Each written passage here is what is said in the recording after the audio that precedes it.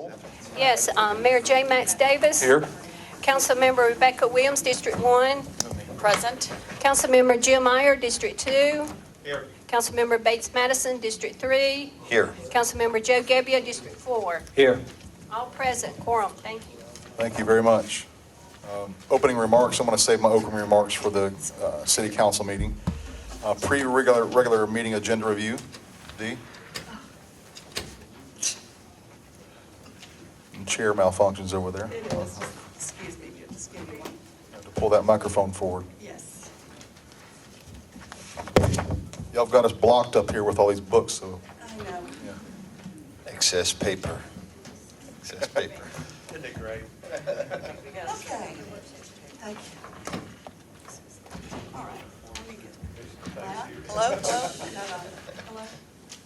Hello? Brett, Hello? there you go. I'm on? Okay. Yes. Okay.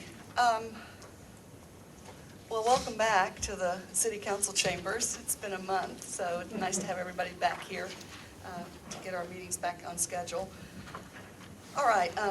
Under the opening remarks, we do have 2 commendations, and then also we're introducing for the first time, and I hope this will be a quarterly event, the Mayor's Good Samaritan Awards, and we'll be talking a little bit more about that in more detail as it relates to those individuals and companies that stepped up during our snowstorms. Under the consent agenda, a number of minutes from special called work sessions, regular council meetings. We do have, is Richard here? Yes. There, okay. The intergovernmental agreement with Georgia DOT and then the RTOP program.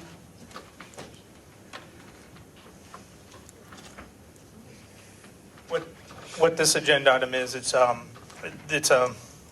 intergovernmental agreement with Georgia DOT for the RTOP program. RTOP is the Regional Traffic Operations Program, and this is a traffic signal timing and traffic signal management system which is in place on Peachtree Road and on Claremont Road corridors, basically where Georgia DOT times the signals, actively manages them, does a lot of the routine maintenance on them. So, and this is just, we've been under this program for the past year. Sorry. It was just a little loud. We've been actually working with Georgia DOT under the program for the past year. This is more formalizing an actual intergovernmental agreement with them. There's no cost for this to us. It actually saves us money on our traffic operations because they control all the signals on Peachtree and all the signals on Claremont and provide a lot of upgrades to them as well. Is Beaufort Highway part of this, or is that something that happens at a later date? It's probably happened at the later date. We're in some discussions with Georgia DOT about the Beaufort Highway corridor and whether it's officially an RTOP corridor or a district-run something similar to RTOP. Georgia DOT is looking into doing that on the Beaufort Highway corridor, especially once they get the signals upgraded as part of the construction that's going on now. But it's in talks. I'm going to ask again. Outbound Reading Road, off-peak hours. There's been times, Sunday morning, 8 o'clock, there's 10 or 12 cars in line. I'm not sure what's going on with that signal, but it seems to have a mind of its own, and it's not changing back to a more favorable condition for outbound Reading, heading toward Peachtree left or right. So if you can talk to them about that. Well, I understand during peak hours that, the Peachtree's got the main line. But there's a lot of weekends where I tried to take pictures, but there's I've seen counted upwards of 15 cars waiting in line on a Saturday, I have not morning. received any complaint. Normally, if we receive any complaints about timing on Peachtree Road, we'll forward it directly to them, and they've fixed them. Some of the things we found out have been bad detection out there. And Would it be if it's because it's on facing Reading Road rather than Peachtree that it would be, maybe that's why it's not being addressed? No, they would do it on, if it's especially on off-peak hours, it could be a situation where it's a bad detector or a bad video camera. Yeah. We had that same problem down at Osborne and Colonial. It got reported to us. We reported it to the RTOP program, and they went out and both cases it turned out to be bad video cameras. If they use videos, you might want to check because you may not be able to see much past the first 4 or 5 cars because of the bridges. Yeah, well, it doesn't have to see, it's not, the way the video detection works, as long as it sees a car on the first one, Okay. it should trigger it and extend it based on what it can see. But it may be, if they're using video, it may be a bad camera and it just hasn't been noticed because it hadn't been, especially on off-peak hours, that may be the case with that. So on Sunday morning, it should be running in free mode, which is, it detects the vehicle on Reading, it should be changing, not holding on there. Thank you. Are video cameras used on the West Nancy Creek intersection at Ashford Dunwoody? No, not right now. That's all in pavement loops there right now. Well, you're aware of the backup there. Yeah, it's not, the backup there is just a congestion issue, and that's during the peak hours mainly. There's Well- just not enough green time between, to serve both Ashford Dunwoody and West Nancy Creek. Well, we gotta solve that. Yeah. My turn. Now, That's where J-Max's mama lives. Yeah, You can't exactly. even get to the store. Right. It is a tough, turning lanes are something we need to focus on. Expanding and Yes. building turning lanes Yes. is one thing that's very important to me. But again, the Donaldson, Johnson's Ferry, Ashford Dunwoody, signaling coming north on Ashford Dunwoody from the south, coming off of Donaldson onto Johnson's Ferry or Ashford Dunwoody, the mini microsecond timing you get to get out of there. I mean, it's really literally 2 or 3 cars off of Donaldson, and it just backs up and backs up. Same Right. with Johnson's Ferry going north. That we just need to look at. They are looking at it right now. They're looking at making some tweaks, and I think Councilmember Williams is going to make an announcement about something at the council meeting tonight that will affect that whole intersection, so All right. I won't steal her thunder. Anybody else have any signaling Well, gripes? we kind of went beyond just DOT, got into individual light situations, but as part of the transportation plan, I'm sure we'll be tying in with what happened up around the PCID and how they time their lights so that we can handle that traffic flow. Yeah. Because one of the biggest bottlenecks we have is when you're coming down North Druid Hills Road to East Roxborough. Right. Trying to get onto 85 in the evening, I mean, that is just massive. And we're dealing with that right now. I mean, there's been they implemented some timing upgrades, Georgia DOT did on North Druid Hills. Nobody's satisfied, neither us nor DeKalb County nor Georgia DOT is happy with what the consultant did, and they're working to try to tweak some things now. But the whole North Druid Hills, one of the things that we mentioned, this RTOP corridor covers Peachtree and Claremont. GDOT's looking at potentially doing something on Beaufort Highway. We have Ashford Dunwoody under the PTOP program with Perimeter. That leaves the 2 major corridors that we don't have anything on right now then are Dresden and North Druid Hills, which is going to be left to us to address those. And those are, as we get through the comprehensive transportation plan and look at it, both of those corridors looking at for both signal upgrades and also timing upgrades to coordinate timing all along those corridors. We're going to have to wait for the comprehensive plan on that, aren't we? With some things, and some of it's looking at within the budget, what we can do this year. Do we have money to hire a consultant to do a retiming and collect the data that's necessary for the retiming? Do we have the right equipment in there to facilitate coordinated timing along that corridor? That's a big thing. On the Dresden corridor specifically, we're going to get the CMAQ grant from ARC, which is going to help us on the Dresden corridor. Right now, we don't have any funding identified for the North Druid Hills, so it's going to be identifying, the big thing is for retiming that corridor is identifying the funding. The best place to do that and set the priorities with everything else is through the comprehensive transportation plan. Right. Thank you. How much control do we have over, in reading through this agreement, it seems like DOT is sort of the upper hand when it comes to, how much control do we have over timing or changes, either immediate changes for unplanned or long-term changes? What sort of input do we have on that? I mean, on unplanned things that come up on a daily basis, there's, one of the things, this is a monitored system, constantly monitored system. If there's something unusual comes up, it's usually just being able to pick up the phone and call this corridor manager and say, we have a problem, can you do something? And usually they can. They have they call them flush plans or accident plans that they can implement. Long-term, if there's, like we're working with on the PTOP corridor, it's the same thing on the RTOP corridor. If over time we notice something's not working, we can sit down and talk with them. Ultimately, their goal of these corridors is they're regional corridors. So like on Peachtree, they're trying to move people from Buckhead through Brookhaven and out to Chamblee, or in the morning, vice versa. So that's their ultimate goal. But when it comes to individual, locations where we're having problems, it's just a matter of identifying, sitting down with, talking with them and seeing what can be done to help the situation without, still keeping the big picture goal of what their goal is to move traffic along those main corridors. Are officers involved in that notification, or do they contact you and then you contact, how does that, because obviously they're going to be the ones if there's a major accident or something that probably. Right now, they'll contact me. They can contact me or whoever's on call with Public Works, and then we have the contact directly to the RTOP managers. That's something that we have to deal with the chief staff, is that, we can always have them. I don't think the RTOP managers would mind having the officers call them directly if need be. It's just a matter of putting those protocols in place with the officers. Thank you. Thank you. Where's the section in this book here where the percentages of roads in poor and excellent condition are located? I'm going to get that in my presentation in another agenda, later on in the agenda. Is it in the book, though? It's in the, I don't need to go over it, I just want to see if it's in here. it's in there. I couldn't tell you which page it is right now. I know I'm going to give it in. There may be something in the PowerPoint. Okay.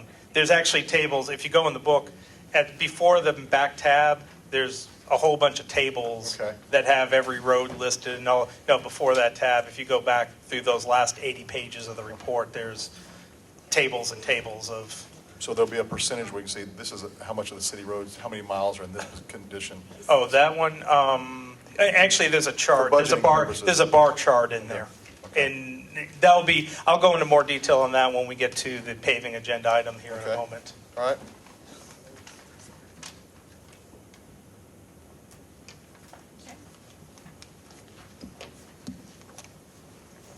Yes. Okay, the next item is an intergovernmental agreement between the city and DeKalb County, the warrant interchange system, and both Tom and the chief have information on that. Yes, Mayor and Council, this equipment basically allows us access to DeKalb County, so the officers don't actually have to travel there to get warrants signed, search warrants and things like that. It makes everything very efficient for us, where we won't have to make trips out of the city to do all that. Judge would actually converse with our officers, and be electronic signatures, there'd be a camera involved. The equipment costs are approximately $6,000, I believe. That's in the agreement. There are a couple of legal issues I know the city attorney is looking over as far as termination goes, and he's trying to iron some of those things out right now. Do they do this from a central location, or can they do it from their They can do it from their home. From their home? Yeah, That's the judges fantastic. can. Is this the same program No, but I that mean- Dunwoody's going to be using? Yeah, Yeah, Dunwoody has it. There's a couple glitches in it that they're trying to work out right now, so it'll be the second one No, to get it in place. I'm talking about our officers. Do they? can No, they- our officers would be doing, they would be working when, But they do when it they're from the doing it. Their vehicle? cars? Or from, do they have to go to? the No, head- they would have to go in. This have to be a secure location in our Okay. police department. Okay. Huh. But Cool. you can get the judge at home. Yeah, you get the judge at home, and everything can be transpired over the computer. It's an outgrowth of the technology where you can go, where at jails, you can have warrant and magistrate court hearings at the jail with the judge on the video, so that's starting. That's our next step. We're trying to work out with the sheriff, but that's cost prohibitive right now, so. So the judge would be in the I've seen many a judge bleary-eyed. She said there was a $6,000 cost? Yeah, it's for our equipment costs, Okay. maintenance and software and things like that. And that was budgeted, and as I mentioned, the city attorney's looking, he had a couple of issues with the termination, but he was gonna work out that. Yeah, the termination provisions are just not acceptable. They can, if a certain act occurs, they can terminate it automatically without notice and with no chance to cure a breach or anything like that. So I think I'll be able to work through that with the county attorney. And other than that, it's fine. Thank you, Chief. And will you be able to, a little bit later, maybe to circle back on some of the 911 stuff we were kind of put off yesterday because we ran out of time? later? Yes, Okay. on the March 11th. Is that what you're Well, talking no, about? just what we discussed yesterday, there were still some questions that needed to be correct. answered. Yes, yes. We wanted to hear more from the chief. Yes. All right. All right. Next. Okay, the final item under the consent agenda is an engagement letter with Bernard Knight. He is the attorney that's been working with our city attorney regarding some zoning map issues, and this is dealing with 2802. This is not for the zoning map update unless we need his time on that. We're not expecting to be able to need that, but in the event we do. Any questions from anybody on that? Is there a cost associated with this? It's $175 an hour on time on matters that he is asked to engage. I've known Bernie for a while, and he was with the DeKalb County. He's also a zoning lawyer, but he's very knowledgeable of the procedures that takes place in DeKalb County, and in purpose with the issue of the zoning map and some irregularities that appear that may be there. What I ask him to do is to really help us understand what happened in the system to determine how we best manage that. But also he's to the extent that I need some expert testimony or whatever, if the 2802 continues to go forward, then he'll be available to do that too. Do you have an estimate of number of hours, you think? I Or would has he think, been able? I would think less than 20 to 30, so. Great, great. All right, any more? Next. One last question about it. Our insurance coverage, when we get sued as a city, does it cover any of these litigation costs or no? Or do we have a deductible on our Germer policies? Well, what you have is an issue where if you're sued for what I consider to be errors and omissions, if there's a defense to that, then you have no coverage, and you do have sovereign immunity associated with what's taken place at 2802. So to answer your question, yes and no. So, but these are typically items that we deal with in-house. Yep. And not turn over to the insurance company. Where somebody has been hurt and they give an ad litem notice to the city, which we do have, we do turn that over to the insurance company, and they do manage those. Okay, thank you. Thank you. Okay, any announcements? I have no announcements. All right, any announcements from anybody? All right, reports and presentations? Yes, I'd like to give you all a zoning map audit update. We have engaged the services of Pond for what we're calling Phase 1, which is primarily an inventory. There was a kickoff meeting with our city attorney present, along with Community Development and Pond and Company. And what we're doing is looking at an initial Phase 1, which will capture and identify all of the data that needs to be reviewed, which will be starting with minutes from the 1950s of the Board of Commissioners, moving forward to present day, and then capturing any rezonings that were conducted either by a property owner or an administrative rezoning that may have been performed by the Board of Commissioners. So we'll be tracking that and then looking back at parcel IDs. The most important part of that is to capture any information that could have changed from looking at the Board of Commissioner minutes, which is the final authority that decrees the zoning.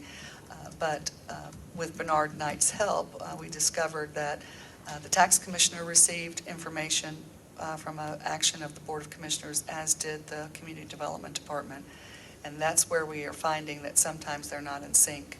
So going back to the actual Board of Commissioners meeting where that determination was made is critical. Then, of course, we'll be looking at any plats that were filed and any notations on those plats, conditions to the zoning where there could have been requirements on setbacks or even building materials or types. So we'll be looking at all of that. So we'll be reporting back. It's my intent to have this on every agenda until we complete the exercise. We're hoping that phase one will be completed within 90 days or less. I have a comment. It's a remarkably thorough process that you look like you're going through. I just wonder, DeKalb County existed in whatever state they existed in prior to the incorporation of Brookhaven. And to me, it seems that we're going far beyond sort of the investigation of what they had and really determining the root of everything. But is that a necessary expense to go above and beyond what DeKalb County was utilizing for a period of time? Well- That was the existing status quo, whichever Well, I one think we wasn't have found ourselves to be forced into doing that because there has been questions by the public as to the map that was adopted by the city. Frankly, I think you have a very easy course to take, and that is to accept the map that was adopted. And if the council is not happy with that map, the council has police powers that you can go back in and administratively zone property as long as you're following the Zoning Procedures Act. However, since some citizens have stated that they have no recollection of their property being rezoned and our discovery that two different departments within the county were in charge of tracking zonings of property, I think it's really in the city's best interest to go back and to verify. I think we do owe that to the public since it's been raised. I do too. It's And- important that we have our own, are responsible for our own and do it the right way from the beginning. That's true. I just want citizens to be aware of the cost of doing that. Right. What is our cost? Well, the of first phase one? cost of phase one, just this initial inventory and gathering, is just right under $10,000. Oh, The next phase, I think, is going to be much more than that. And if it's within that threshold that I can approve it by giving you all proper notice, I'll do it in that manner. If it exceeds the $50,000 mark, it'll be back before you all for your approval. Yeah, I was actually thinking that the whole thing was probably going to be $100,000. So I'm glad to hear phase one is 10,000 or Less somewhere than around less than 10,000, 10,000. but that's just the inventory. But it may be, I'd like you to consider that after the results of the inventory of where this will be to track discrepancies. Is that really the Correct. main purpose of phase one? Correct. That, perhaps we put it out to the public somehow and saying, these are the known discrepancies, and only chase down and investigate those parcels with known discrepancies, or giving the citizens a period of time to allow them to say, hey, you missed one. Mhm. To me, Well- it may reduce the scope of the work rather than Right. going all 14,000 parcels. Well, in the we city. are expecting, and I'm requiring that at the end of this initial phase one, that there will be a written summary of findings. What is critical is our own concern that we have a 20-year gap of no boxes or no files. Mhm. And it's just unreasonable to believe that's true. Right. It might be. I don't want to Yeah. question, the county, but it's, in a metropolitan county of Atlanta, it's just, Something's I missing. can't believe it was quiet for 20 years. Right. So we have a responsibility to go back and check that. And so that's going to be important. And once we discover if there was any activity and what level of activity, that will all be in the summary. And then from there, I'll be giving you all a recommendation of now how do we proceed and what Okay. becomes phase two. Great. Thank you, Marie. Let me just ask one question on that. Have we ever approached Dunwoody, who's also in DeKalb County, and find out, did they have similar type problems with was there a 20-year gap that they have to address? And if so, how did they address it? I would prefer not doing that. I think we're better served by doing our own investigation and going through our own parcels, because our parcels are not the same parcels as the counties. I understand what Joe's saying. I'm just though, looking but for a insight. phone call to their, maybe the community development, just say, hey, is there something we might need to know about before we embark on this? not to get them involved in our investigation. Yeah, but I'm just saying, is there a trick to Any the trade lessons that we can learned pick up? that they might have to get share. Happy to do that. But I will say that I've gone through this exercise before in another startup city, and what I'm proposing, what I've explained, is exactly how it was performed. That's the only No, way you're going to be able to do it. I But- trust but your, we'll- I but trust we'll- your procedure and how you're I'm going to do happy it. to call them.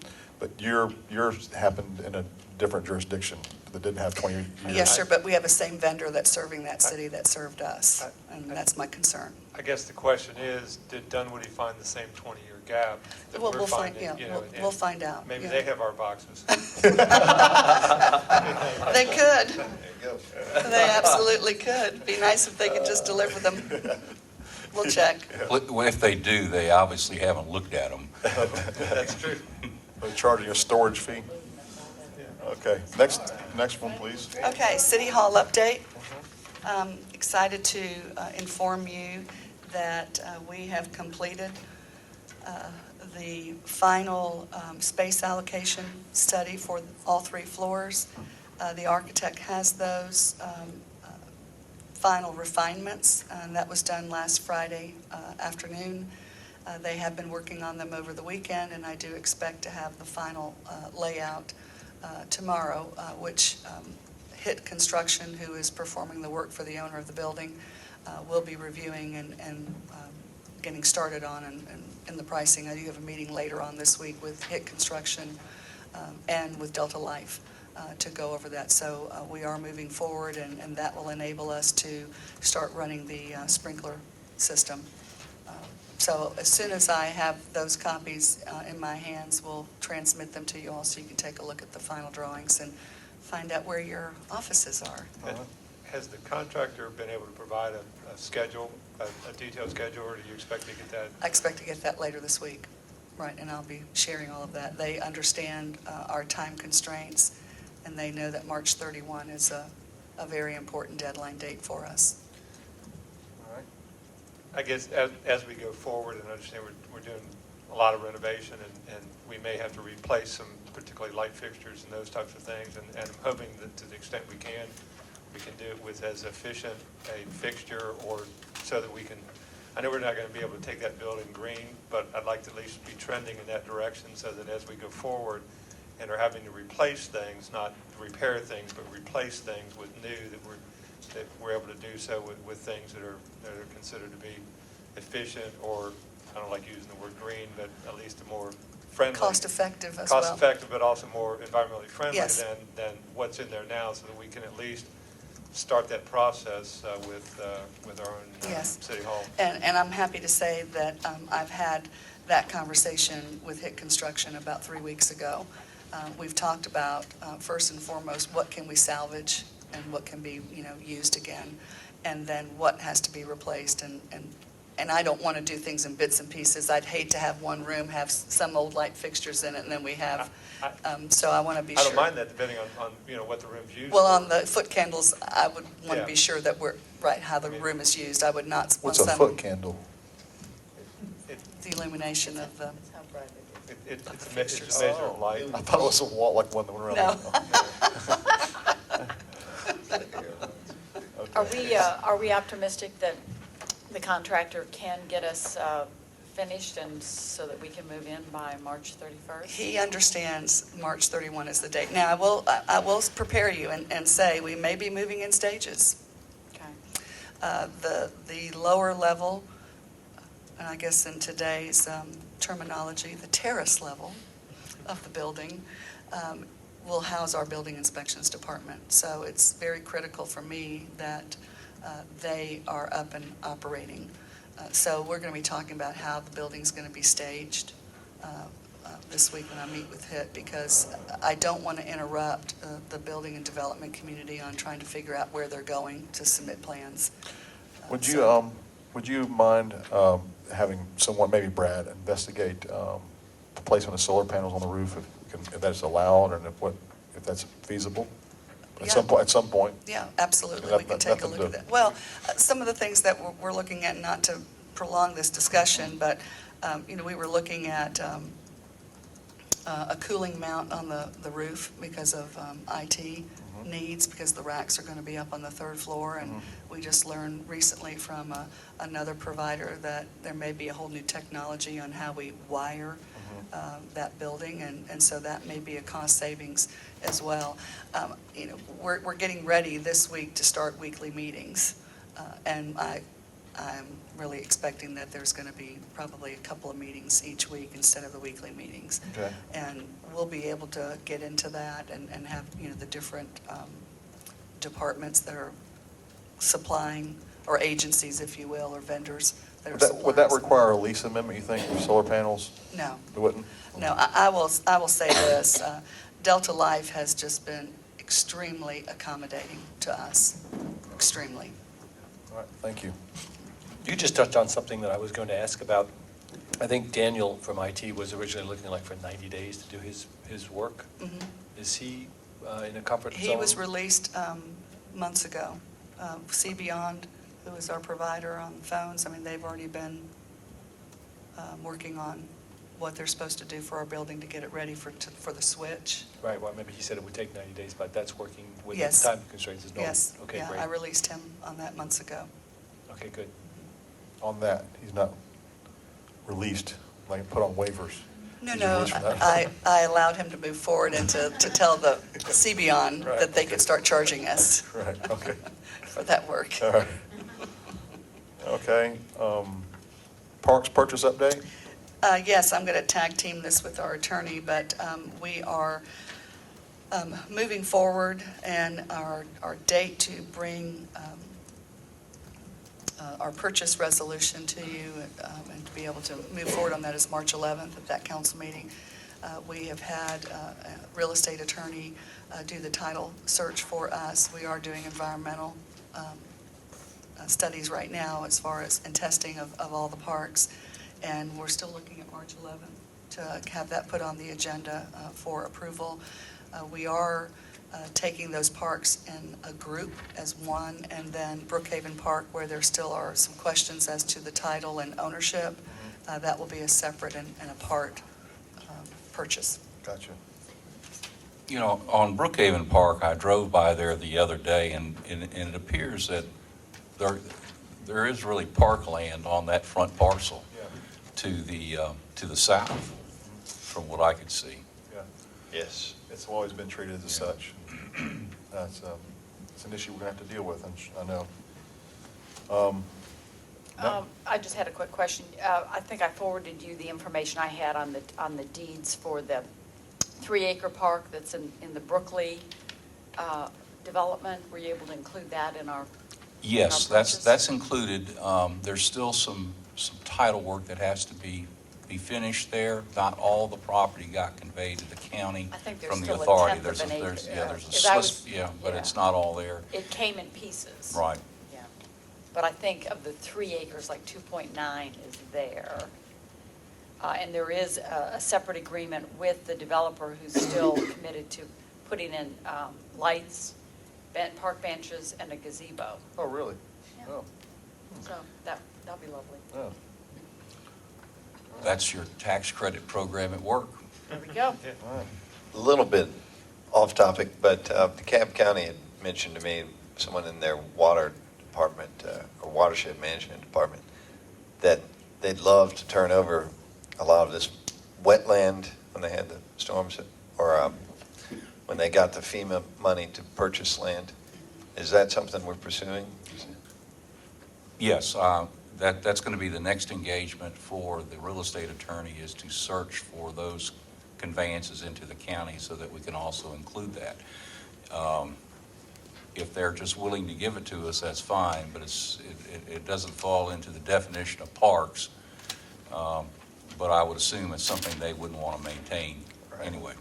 Yeah, I think it seemed to be a cost associated with just the maintenance cost of those things. But there's a lot of green space and a lot of trails that, you know, someday, maybe beyond our lifetime, there'll be some very nice trails through those types of areas. Yeah. Thank you. Good. Old business?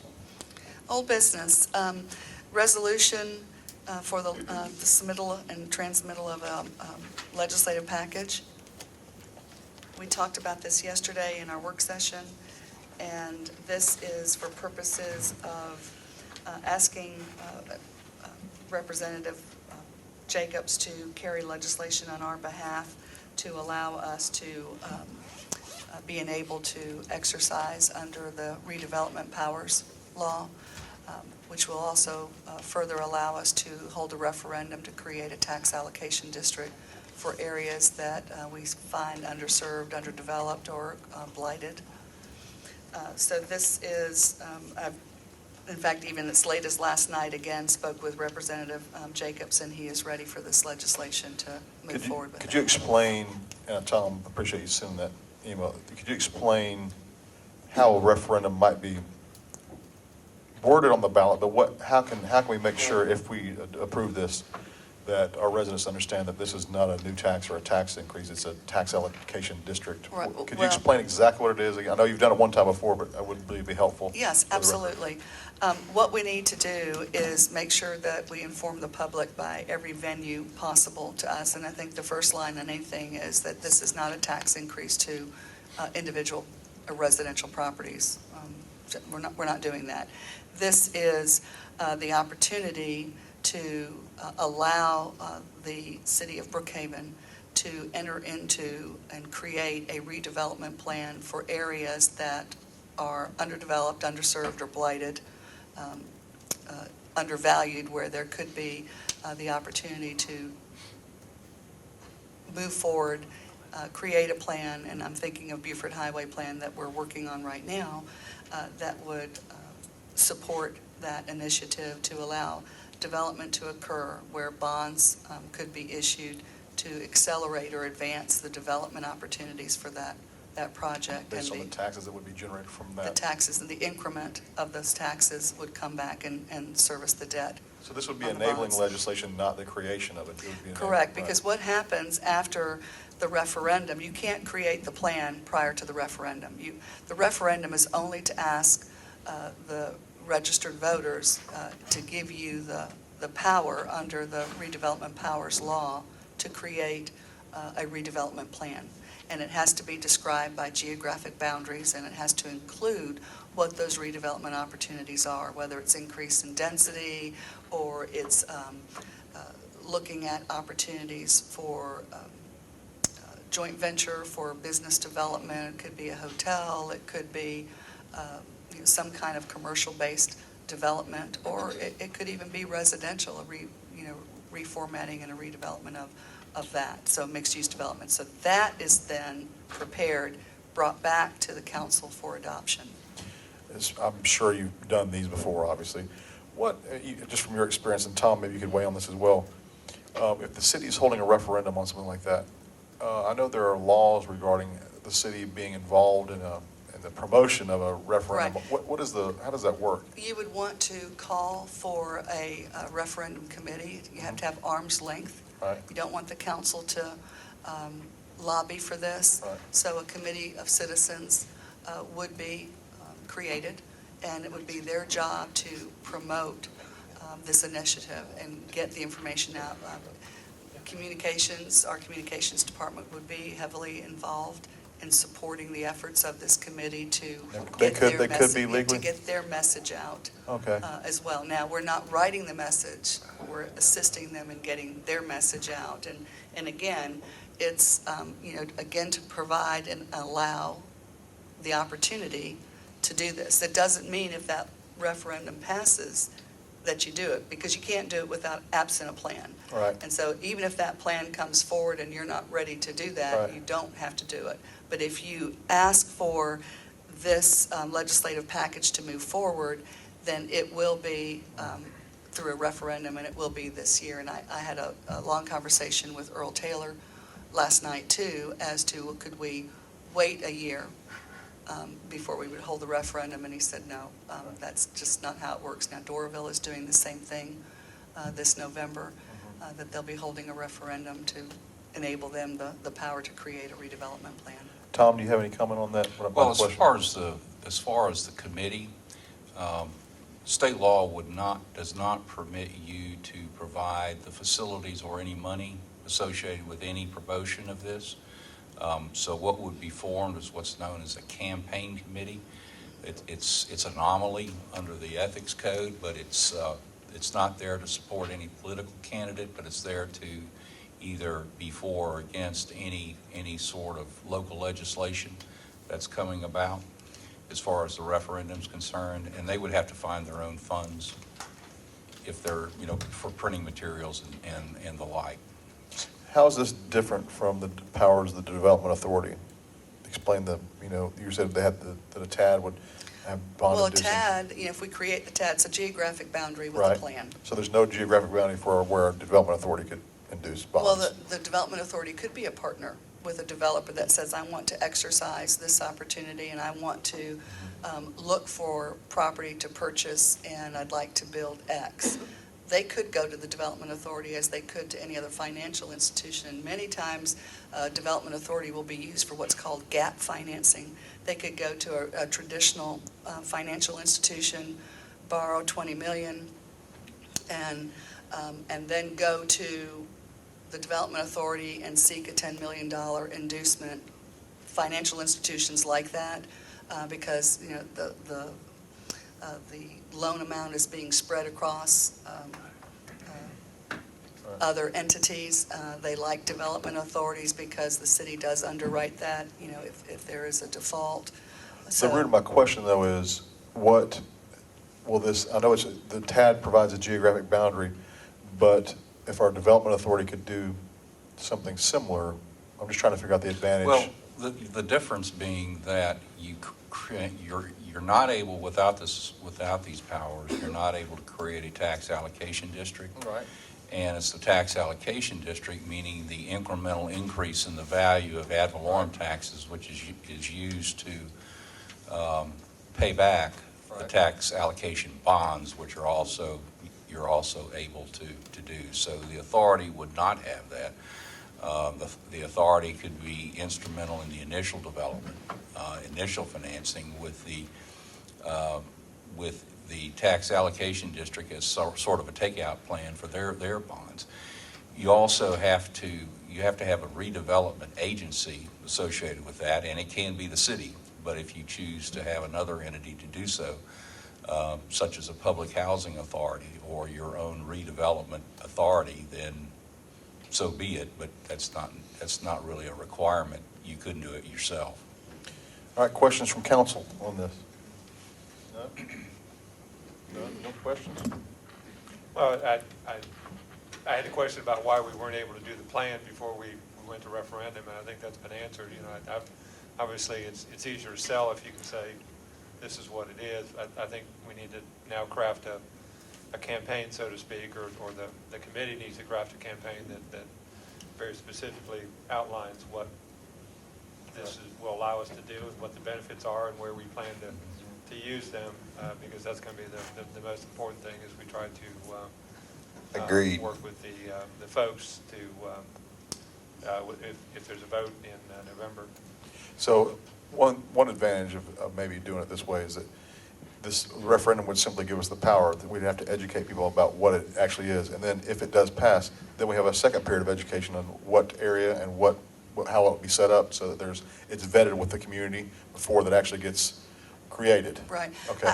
I would envision a number of workshops with the council to talk about our findings of what meets the criteria of a tax allocation district and, where we see a benefit on creating and bolstering redevelopment opportunities. That's really what it is. It's the bolstering of areas that have been overlooked or underserved. Yeah, I think a better name for it is just a public education piece. We can Correct. put together a one piece. Right.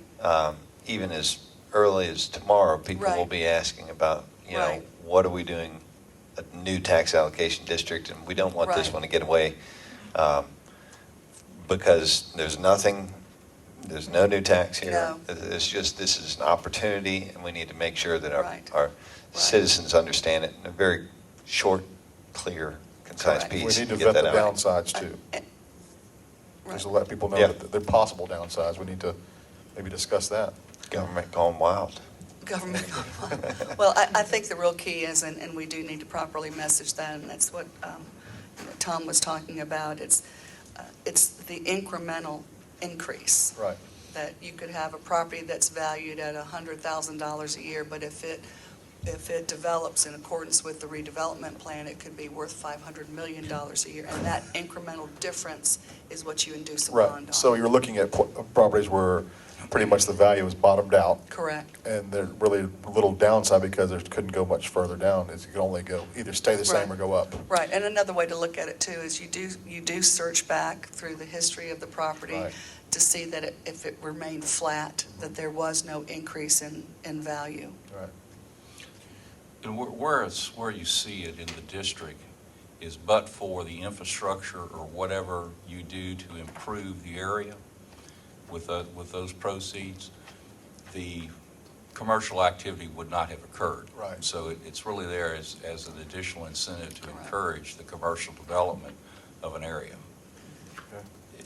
Is the Beaufort Highway redevelopment plan that I believe was underway, is that a logical first step, and are the deliverables that are going to come out of that then used to create a TAD, or is there another step in between? How does that go forward to I think achieve this goal? And I think that's a great question, because I think the deliverables in the Beaufort Highway Plan are going to give us highest and best use and what opportunities are there, in addition to what tools are going to be necessary to get us there. And I'm confident TAD will be listed, CID is going to be listed. And if you already have that ready to go with a referendum, then we're on our way. The highest and best use component will be a great measure for us to develop that plan and look at what geographic portion of Beaufort Highway works the best and would have the quickest start and again, the most success. It might be the entire corridor, or it might be just a component. I could see that we could take the entire corridor, but have phases of it. And as things begin to pick up, an example, the downtown historic district, about 160 acres of downtown Canton is a TAD. And the development was very flat there for a number of years, but the infrastructure supported millions of square feet, but nobody would go in and invest. So the incremental that was there and the support of the city made all the difference, and residential activity took place, some commercial took place there as well. So, but this is such a greater area, in acreage, and more of the opportunity of a mixture of uses. I would also say that, there are other areas in the city that I could share with you too at some other point that would be viable candidates. Another question on the legislative section set packet. Our charter spells out the ability to create the development authority, but do we need to have legislative action to be able to create the downtown development authority or a redevelopment authority or any of these other authorities? Well, the redevelopment authority under the urban redevelopment law, you can do that right now. You can do an opportunity Right. zone under that. You can do an enterprise zone. You can do CIDs. So we're not missing No, any we're other- not missing anything Okay. there. But to do a TAD, Gotcha. you Yep. have to do this. Thanks. Thank you very much, Marie. Absolutely. Well, we're still on Tom. legislative package. Yes, I think that. Can I would like to make two suggestions, and I'm going to ask Councilman Madison to join me on this one. I'm going to suggest that we as council endorse two bills that are coming up in the House legislature. The first, they're both by Ed Lindsay. Resolution. Resolution, rather, thank you. Both of them are Ed Lindsay. First one is going to be House Bill number 964. And it's Workplace Charter yeah. Act. I'll just read it, and then I'm going to let you explain it if you don't mind. It's an amendment to Article 31A of Chapter 2 of Title 20 of the Official Code, and it's basically four key points. It's to provide for charter schools in the workplace, provide for charter schools in a municipality, provide for enrollment priorities for charter schools, and to provide for petitions for all enrollment in charter schools in the workplace and municipality. Both Bates and I had a meeting recently downtown on this, and I'll let you take it for a better description. Sure. It's a proposal led by Ed Lindsay, and the Workplace Charter Bill, House Bill 964, is really intended to allow for independent county or state charters to give businesses or municipalities priority seating for their students in exchange for either facilities or investment. It's really about economic development. Our employers currently don't have the ability to have job-ready people. This would allow businesses the ability to participate in the education of a better workforce. So it's a proposal. Joe and I had met with the governor's office on it and then trying to get their support. I think it has certainly potential benefit for the citizens of Brookhaven, and that it may give another option for our charter schools here in Brookhaven. What's the other House bill? The other House bill is also Ed Lindsay's. It's House Bill number 804.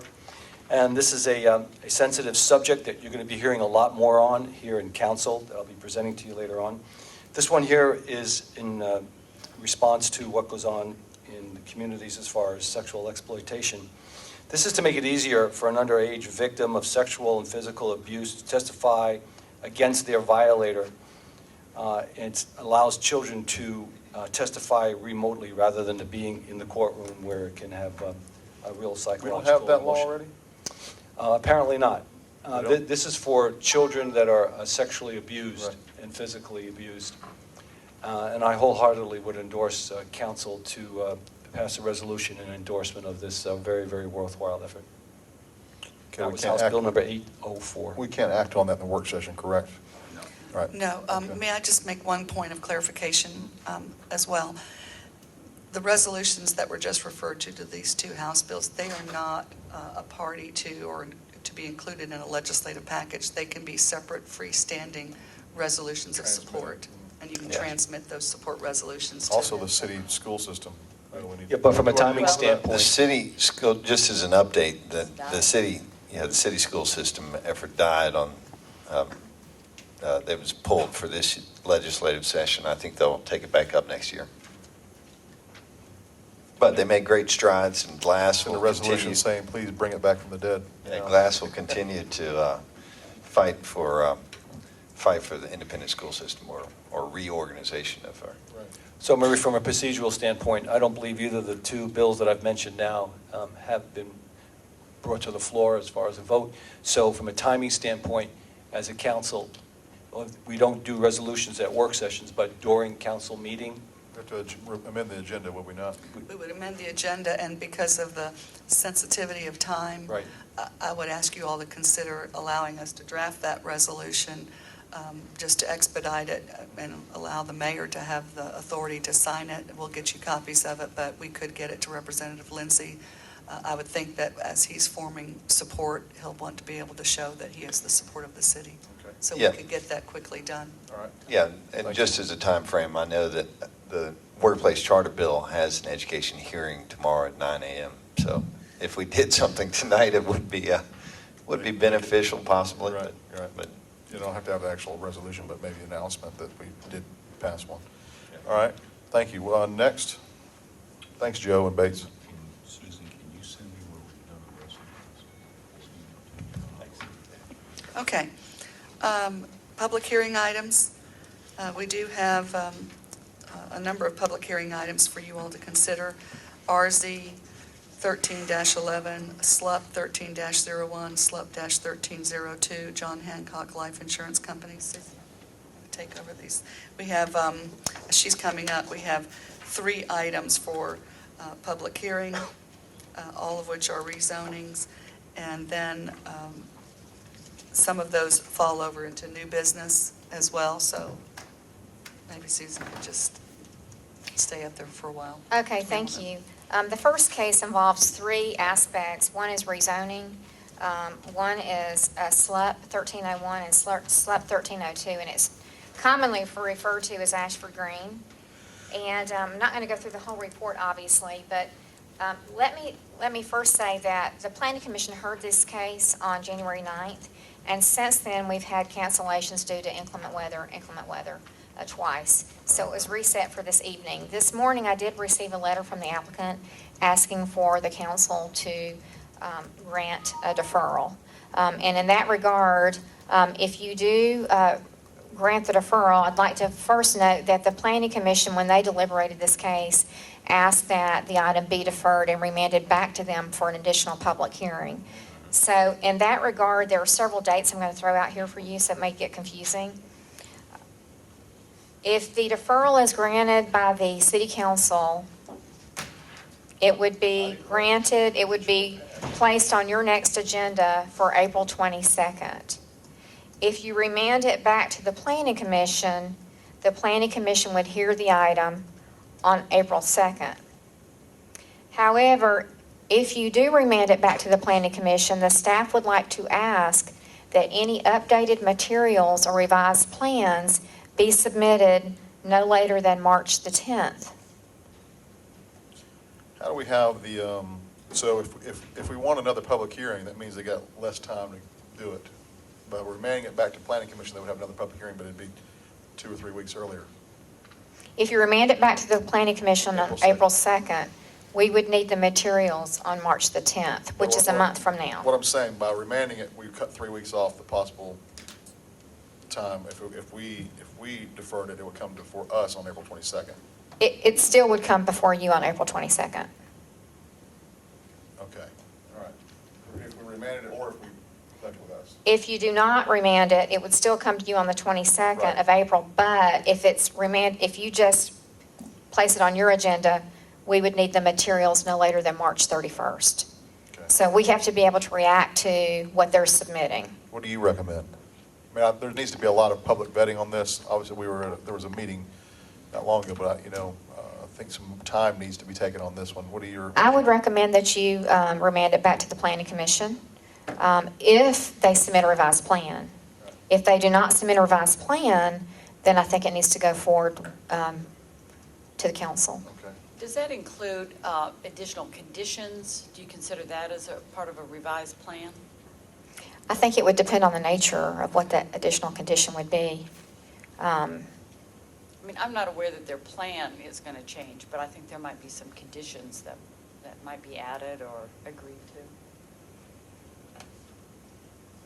I think we'd have to probably know what they are to be able to know what you're reacting to. Okay.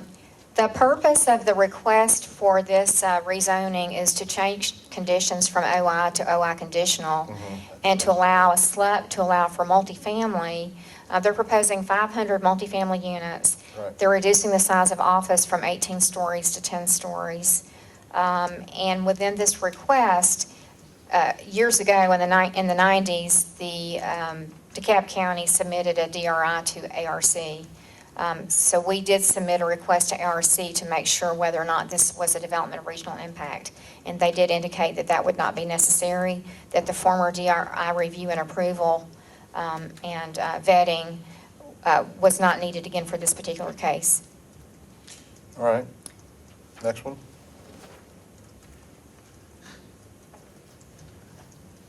The next one is case 1314. It's the case of Courtney DeFreeze. The property is located at 1458 Etowah Drive. The site contains slightly half acre. The existing zoning is R75. The requested zoning is R50. And this is a request to allow for 3 single-family lots. The staff recommended approval subject to several conditions. The Planning Commission recommended approval and asked that one of the conditions be amended. Which one was that? And that condition is condition number 6, found in your packet on page 163. And they asked to include that if it's actually a condition relative to sidewalk installation, and the Planning Commission added that the owner or developer shall not be subject to recompense for tree removal related to the sidewalks required by this condition.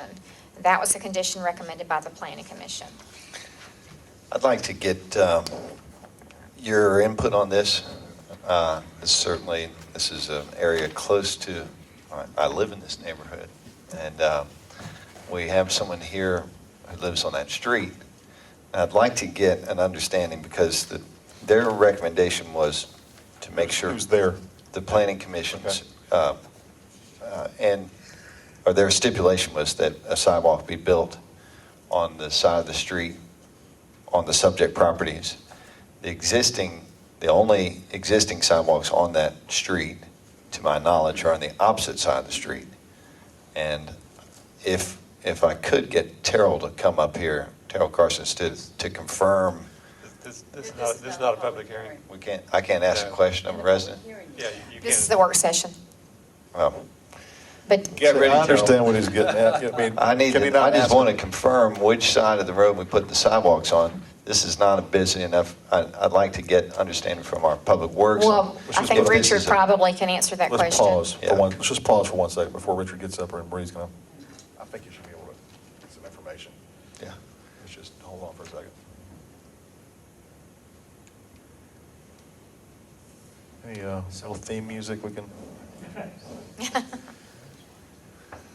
The three lots would face Ustanula. I'm sorry, Mike. Ustanula, so it'd be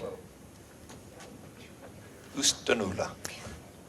While Marie is providing the mayor with that information, I meant to tell you that I do have a copy of the school board report for the first case, Sorry, I couldn't hear you. from the school board on the first case. On the first case. It wasn't in your packet, but I have it, so I'll pass it out to you. Okay. And wasn't there data from the developer in the first case about the schools, the effect on schools? There is, and this is actually a report from the Board of Education. Bates, Yeah. sidewalk bank may be the solution for the issue you're talking about. Yeah. Yeah, to me, it's just, I want to respect the planning commission's recommendations. I'm not sure that they knew what the rest of the street looked like. And I think it may be a better solution for us to put the funds into a sidewalk bank to build them on the appropriate side of the street rather than on subject property. Well, and actually, it was actually a condition recommended by the staff that the Yeah. planning commission attached to, so I don't want to put all the, blame on the planning commission. Yeah. But we did ask for that because they have to start somewhere. But yes, the Yeah. sidewalk assessment fund may be a good idea. I think that would be my recommendation. Yeah. Any more questions on this one? No, thank Can you. I make one comment, Yes. just so we have this for the record, for those that might be concerned? And I like the idea of the sidewalk fund, because we've already established that in other areas of the city. Remember, too, that when we develop and complete our transportation study, that transportation study is also going to include a sidewalk plan Right. for the entire city, a bike plan, all modes of transportation, that's going to be included. So we'll even have better information on, Yep. where the sidewalks should be. All right. One last question about that. There was some discussion about, making subject property, people taking their money and using it in other areas. Legally, is our sidewalk fund appropriate to be used wherever the city sees fit, or?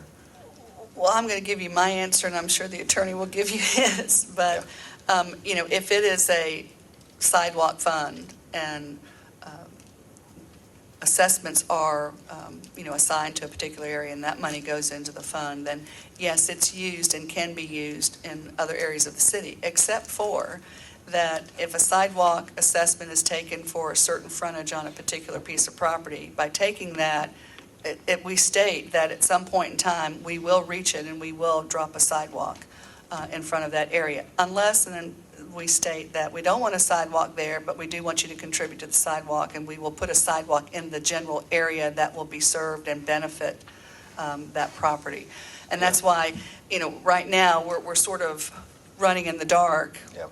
absent having this transportation plan and the sidewalk Yep. component to that. And I think that's appropriate. The residents would love for, if in the absence of it, or if the only option is it leaves the neighborhood, they'd probably say build it on subject property. But if it can be confined to the neighborhood, to their benefit where they'd like to see it, that's That's something I'd Right. like to That's your condition. job. Right.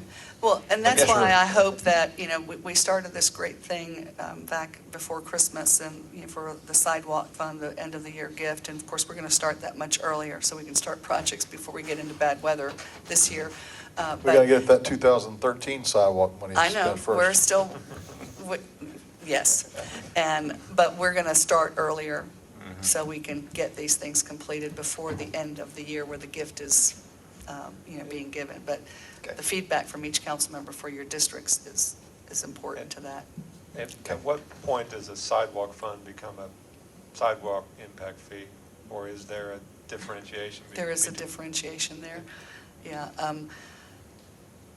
I can get into a very long answer to that, but I know the mayor It might doesn't take want a me while. to. There is a difference, Mr. Iron, I'll be happy to share all of that. Text it to them. And is No, it that's a too long project to text. improvement or a system improvement? Right, Yeah. yeah, right. These are project improvements, so therefore, they wouldn't even qualify for the sidewalk impact fees unless we had a sidewalk plan, and then we would create that.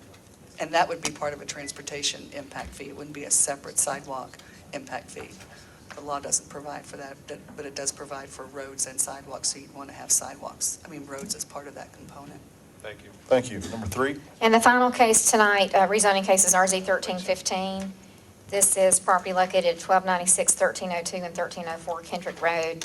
You're all familiar with it as Nuts and Berries. The Nuts and Berries business is actually not part of the zoning. It's the 3 residential lots behind the business located directly off Kendrick. The purpose of this request for rezoning is for the business owner to expand his business, which requires additional parking. Initially, the applicant requested C1 zoning. The staff did not support the C1 zoning, but in lieu thereof substituted and supported neighborhood shopping as the applicable zoning or the appropriate zoning district for this property.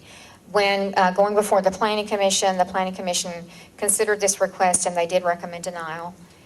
We have received quite a bit of input, which you've been receiving, I think, via email and through your package.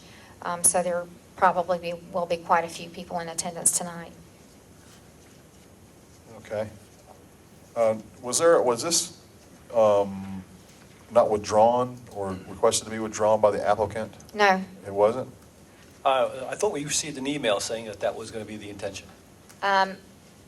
As far as I'm aware, the attorney filed additional paperwork today, and I believe that the applicant and attorney will be here tonight.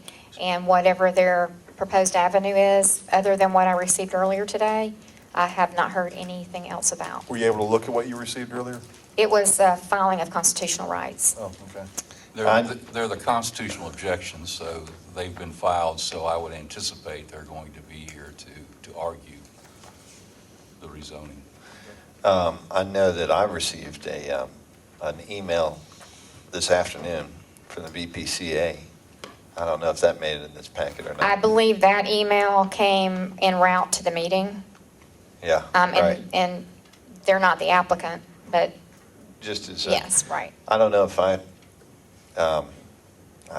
is there a means for me to, that would be something that could be part of the public. I mean, it's a work session and you have it, so I'm sure you can Yeah. certainly share it. And again, it's another public Yeah, comment. Is it a you like for me support to letter? read? I'll see if I can pull it up here. Is it a support letter or It is a letter in support, but it does reference, in support of the rezoning from the BPCA, but it does reference that it is their understanding that the applicant would be requesting a full cycle deferral. I'm not sure if it says We're full going to be cycle. holding a public hearing on this, right? Right. Correct. So can we not take in that information at that time? Yes. I mean, Mike's here. I know, it's just good to know if they're going to be intending to withdraw it, then we'll suspend the public hearing until it comes back up. Oh, sorry. Yeah, Well, I'm a little confused about whether we have that ability or not. I think we've already advertised this, and we probably have to go ahead. You're required to hold the public hearing. right. Haven't we suspended them before or No. never? We've heard them and then held it in abeyance and then continued it. Yeah. All right. But we're going to take that up with a text amendment. but And that's- we're not that's sure what the gonna happen applicant's tonight. going to Right. Right. produce or say. I have the letter here. It's I'm happy to email it to all the council, or I can read it in the record. Well, I mean, I'm aware that they're going to ask for a deferral. Okay. And, that's been communicated to Right. me, so I'm not. I'm Well, it is a expecting work that. session, and we're to work, and this is sort of the proper forum to, if he wants to read some of it or summarize it, I mean, that's what it's for. I No, would I- say I- at VPCA a minimum. I was going to say, I disagree. I think it needs to come forward in the Right. public hearing. Yeah, I mean, You Mike's know, here. if they want to stand up and read their email, that's fine, but for you to read it from Yeah. from the Diaz. Well, I'm And looking again, at, and again, that's not the applicant, that's, yeah, it's just a Okay. public comment. I just want to make I sure don't- that all public comments Right, I made don't it think into there's the a record. problem if the council member wants to share it with you all, and he can just email it, and Yeah. then Yeah. that way you have it as part of your information, and then Yeah. the sender of the email can certainly enter that into the Right. record. Yeah. So I'm actually looking at the email header. All the council and mayor were copied on this Okay. with the planning department. So Right. y'all have it. Right. Came at 3 o'clock this afternoon, so that's why you didn't make it into the packet. so those are the cases tonight, and I'd like to apologize in advance because the first case, 1311, it's SLUP 1 and 2, is very long and lengthy, so I will do my very best to condense it and stipulate to the record, but it's important that what's said is said, but I'll do my best to make it as short as possible. Thank you. You're welcome. All right, new business. Ms. Cannon again. The votes on all those things. That's the first, new business is the RZ 13-11, which we just went over. Right, everything that was on the public hearing agenda. Yes, so it's the same stuff, just. So we've already gone all the way through all of Right. these. The final one, number It's number 6, six. is the stream buffer. Right. We had the work session yesterday, and that has been rescheduled for March the 11th. Right. Okay. Bennett and I met today and went over all of the comments yesterday, so we will be actively preparing that and getting it ready for reposting. Okay. When will that be posted? Or when will it be available for review, I guess is the, Hopefully Friday. okay. All right. And council, the moratorium has been expired for a while. All right. Other business? Other business is for your consideration for the appointment of permanent city attorney. And you received months ago the overview, a letter regarding the services and the fees for such services as city attorney. Coleman Talley. It's inside of their manual. Oh, it's inside jacket of your notebooks. All right. Any discussion or questions about that? I'd just like to say that Coleman Tell and Tom Curry have been doing a fantastic job. I'm really impressed with his work. Yeah, I like Thank you. I like the willingness to bring in outside extra or expert help when you feel it's necessary. I think that's a good kind of shift in the way we did things in the past, that as a lawyer, it's always important that your workload is one thing, but also getting hyper-expert opinions on things is always wise when there's an area you might be familiar with, but there's somebody else who knows everything about it. So just like you had mentioned earlier today with the that first item, that bringing in the expert on the attorneys who are experts in that area. So that's something that we had talked about before we made you interim, and that's something that you've really followed through with well, that I really appreciate, and I think it's benefiting our city. Thank you. I just want to add that I really appreciate the level of communication that you've had with us and the council. I just feel like we're just much better informed. But I do have one question. In looking back over your previous letter, your services were originally pro bono until June 30th, unless we appoint you to city attorney by that time, which would be then before this time. How does that change our arrangement with you then? Well, my services have been pro bono until either that date or the date that you appoint me as city attorney. So what really changes is that the city has been paying for the legal services of others associated with what's taking place.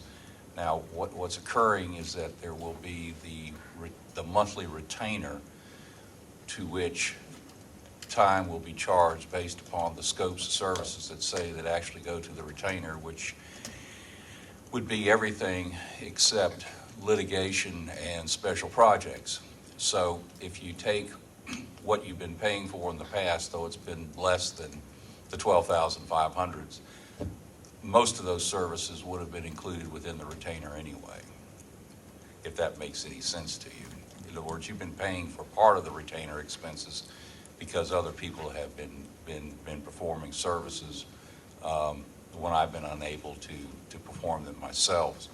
When I first started back in October, it was what I did was do everything, just so that I had a great handle on, what the requirements were and what the needs were. And I had the advantage of a law firm that was able to cover my back on other things while I did this, and they continued to do so. But then also knew that as this business expanded, I went ahead and started designating certain people in the firm, such as Keith Jernigan on leases, Laura Cosgray, who has been working on ordinances, and Emily Macheski, who will actually be relocating here to deal with any litigation issues we have. So at this juncture now that I have what I feel the comfort and the handle on the business of the city, then I can start making sure that others are involved in it.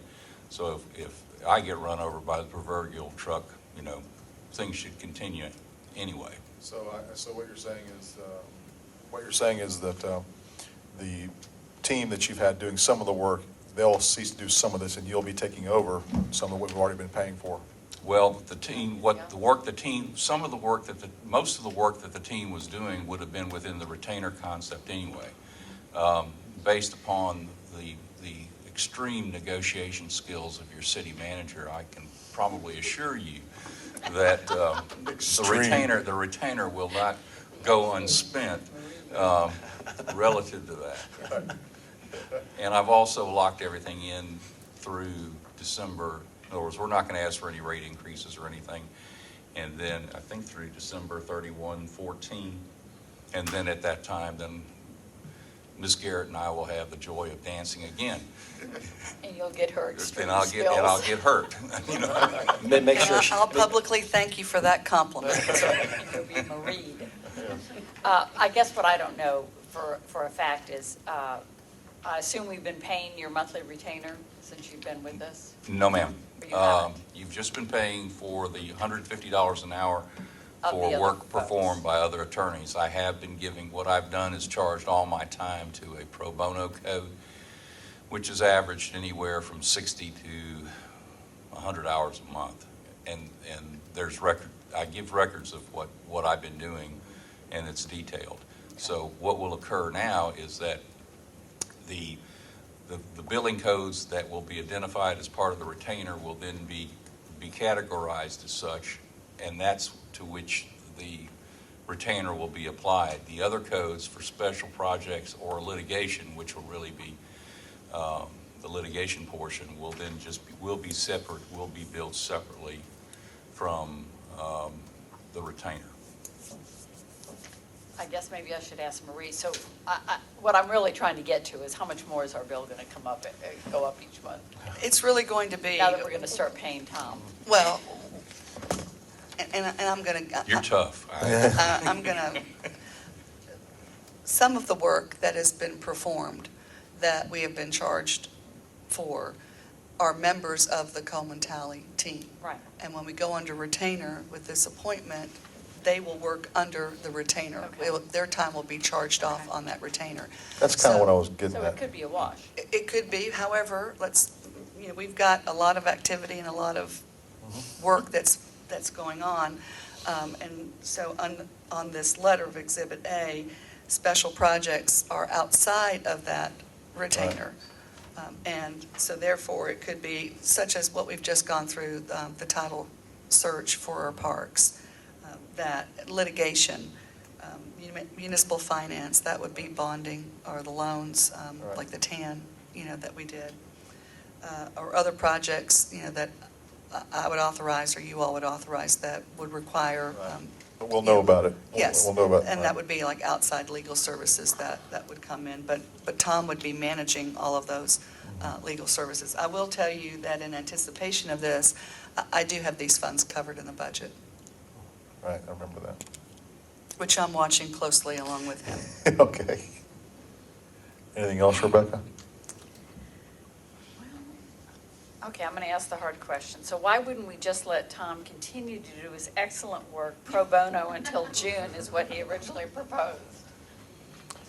Because Tom wants to get paid. when Tom took this position, there were discussions that if the council were satisfied with the services, then this would occur. If you're not satisfied with the services, then allow me to continue to work pro bono till June 30. But again, remember, we both have a 30-day cancellation Right. provision also. Okay, Thank you. okay. All right. Comment here? Yes. I would just like to say thank you. I think the job that you've done has been excellent. I'm impressed. I think that your expertise in the various realms has surfaced superbly. Anytime we do a transition like this, you're never really sure what you're getting until you get there. I've been very, very pleased. I think the energy level, and I've told you this personally, that you bring to council, I think, is extremely helpful. It's been a change-up, and I very much Energy appreciate. waves, too. I'm sorry? Just the demeanor has been. Right, that's what I'm talking about, the energy, the demeanor, the energy level. It permeates us at the table when we're doing our work. And even though we've been doing this for some time now, we're still doing a lot of things for the first time, so a lot of the guidance that you have given us has been very much appreciated and very helpful. Thank you. All right. Anything else? Jim, you have anything? No, I think it's been said. I can't add to any of the accolades are certainly well-deserved and earned, so thank you. Well, thank you. It was my point, which I told Ms. Garrett, that I wouldn't disappoint you, but that's enabled me to work that much harder, and I appreciate the opportunity to serve this council and also to serve the city. Thank you. And you seem to be enjoying it, too. Oh, I'm having a great time. All right, Thank you. good. All right. And even our late-night conversations. Yeah. That's right. Yeah. All right. Public comments? Anybody have any public comments? Well, that's going to be for No, later. that's right, yeah, you're just practicing. Right, right. Okay. Dry run. Okay, Mayor's comments, executive session. All right, so we're going into the rest of the work session agenda. All right, under upcoming agenda items, the first item is the laser truck priority list. Richard? There we go. All together now. Yay! We finally get this scheduled. We've had this data for quite a while. It's been just trying to get it where we could find the time on a meeting to go through this. Laser truck. Laser truck, yes. Make sure I get this working. Okay. And just before I get started into the PowerPoint, you have in the notebooks in front of you has the full report, as well as in the back a copy of the hard copy of this PowerPoint for you all. So you already have this in what's the information before you. Scale of investment on these roadways. This is a quick map, and this is also, you have this map in the back of your book that shows the actual condition of the roadways. I know it's tough to see up Can you there. blow it up, Daniel? On this one, it's embedded in the PowerPoint, so I don't know that I have this one separate, but it is the first map in the back of your book, which is the labeled 2013 pavement conditions. I'm not going to get too much into detail with this map, but basically it shows the overview. Obviously, green is good and red is bad. As you get closer to reds, it gets bad. The greens are the goods. In the future, just so citizens, we have a nice big map here. In Yeah. the future, can we make sure that it's not embedded and we can make it bigger for citizens to see? Some of that's within the PowerPoint, and this map is available, is going to be put online as well. So Can I make a comment too, please? this is just now upcoming agenda items, and then when this does get on a council agenda for setting the priorities and approving those, because I do want council to act on this, we'll have a bigger board up so that when the, the public That comes goes in. back here, too. Yeah, they'll be able to see this as Richard. And we'll have this all improved too when we move to new city hall, so everybody will be able to see this. Very back to your paving, right there.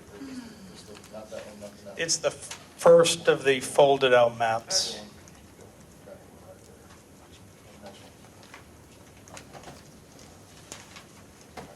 That's it, right there. Yeah, and that just shows on a road-by-road basis, what the condition is. Basically, we did about 100, almost 118 center line miles of roadway, which are the public roads. That's how many public roads we have in the city, not including the state routes. The state routes were not included in this assessment. The total value of the roadways is about $88 million worth. It's an asset that's worth about $88 million. Or in our case, about $748,000 per mile for the roadways. That's what the value of the road, I thought I'd seen that you said that each mile to pay would be $750. That's the overall value of, it's the value of the asset, the cost of the roadway itself, I guess, and all the things that go with it is about $750,000 The cost a mile. per mile of paving is how much? I want to say it's about For reconstruction, the whole thing? reconstruction. I'd have to look at that. It's not $750,000. $750,000 is the value of the entire roadway. I want to say it's around $200,000 a mile, but Okay. I just like to- 200, 300,000 mile in there. I mean, part of this presentation, I mean, it's good to have all this information, Yeah. but I'm starting to think of budgeting terms. Yeah, well, we'll get into budgeting terms. I'll Right. get that in the presentation. So, and I'll get into this later. The average condition of the pavement has and I'll explain what PCI is 60, which is a high fare. That's a little bit lower than what most communities see. Most communities are in the range of 60 to 65, so it's a little bit low.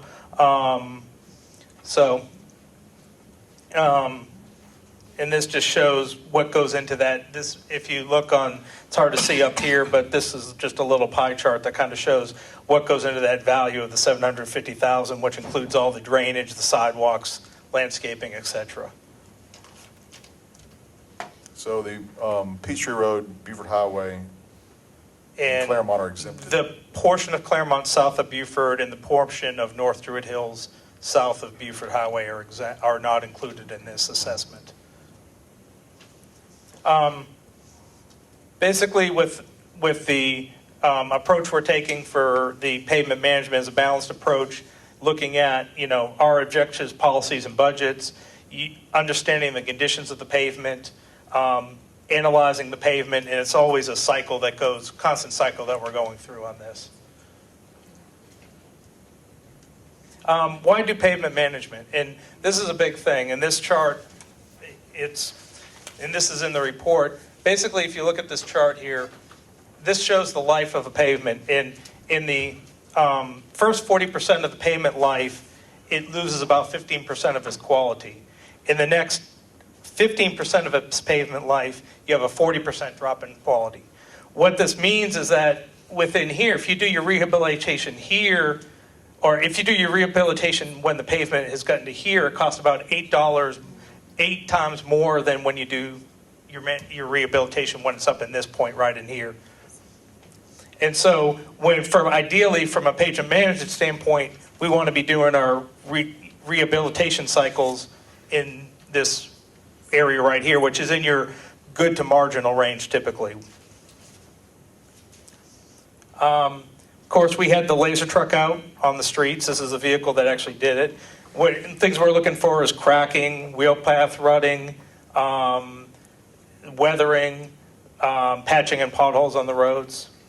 And with that comes up with a pavement condition index. And to get that pavement condition index, it looks at about 67% is made up of surface distresses, which is the cracking and the edge cracking and things like that.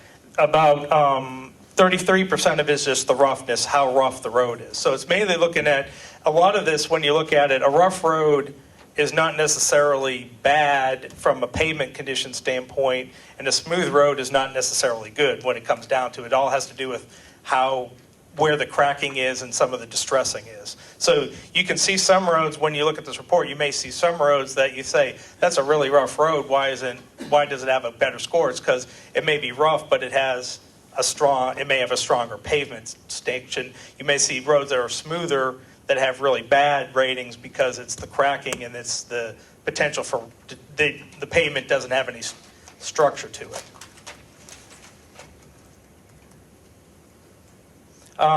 This basically shows the pavement condition index. You start up here in the 80 to 100 range is the excellent, goes all the way down to the very poor. We use about 7 gradations of scoring on this. This kind of goes through some of them. This is very poor roads, which is the 0 to 25. A lot of you actually have base and structural failure. These type of roads this is where these roads are really expensive to repair because you can't just go in there and overlay them. You have to really go in there and replace the whole pavement section from base on up. From a pavement management standpoint, these aren't the roads that, while they are the worst roads in the city, they're not necessarily they're most costly to fix. So it's not necessarily the most cost effective to do these roads first. Say that again? Why it's not most cost effective to do these roads? Because they're the most costly to repair. And now we'll get into explain as we get in the presentation. I'll explain it a little bit more. But it might be the highest priority, but the least cost effective. It's the least cost effective. We basically, and I'll point this out later on, if we focus all most of our money on these roads, we'll never catch up, and we'll. You got to do a portion of these, not all. Not all of them. You have to have a separate plan for doing these roads. In this, you can actually defer, even while they're bad, you can actually defer, because they're so bad that they're not going to cost any more a year from now or 2 years from now to do. You want to get those roads that are about to fall off that cliff, so to speak. So solutions for people who live on these roads temporarily would be patches and potholes. Yeah. Repaired. For now, and then we'd have to develop a longer-term 10-year plan for how we address this is called the backlog, what we do to address the backlog. Well, explain that comment you got on there that said the rehab timing is, you just took it away here, is based on citizen complaints. I thought the whole idea of the laser truck was to take the politics and squeaky wheel out of the... I think that what he's talking about rehab timing is what the mayor had referred to about potholes and patching, and so we're addressing the potholes and patching as they occur based on the complaints we get from the citizens about specific locations. Not the overall rehabilitation. Potholes get the priority now. Yeah.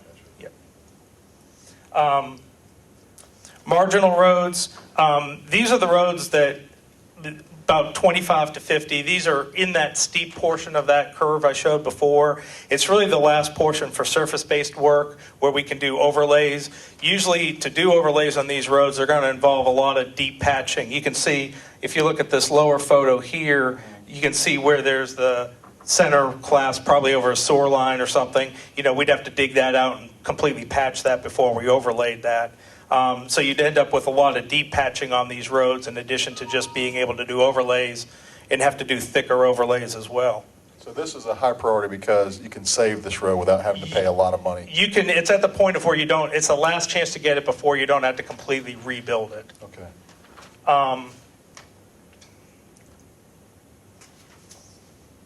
The fair roads, while these will require some patching, there's some cracking, and these are really where we're really trying to target. This is right before they start getting to deteriorating, and usually most of these roads is mostly just overlaying with some patching involved. The good roads, you have localized distresses. You can see here, this is an example. It has some potholes and patches where they are, but they're more localized. It's not a complete failure of the roadway. You can have the surface treatment rehabilitation before they get too bad, but these are the roads that are getting into this. Like roads that are there now, may not be in the first 2 years, but in like years 4 or 5, those are the ones, those are going to deteriorate to the point they're starting to deteriorate quickly.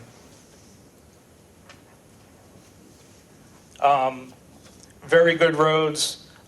Mainly at this point, if we do anything, they're more preventive maintenance, mainly some sealing, crack sealing potentially we can look at to get some more life out of these roads and keep them in the very good range for a little bit longer. Is that Dresden? I think that one, sorry, I changed that real quick. I believe that's Dresden to Claremont. that looks like Dresden, Claremont, yes. So that's Dresden going on to Claremont. Yeah.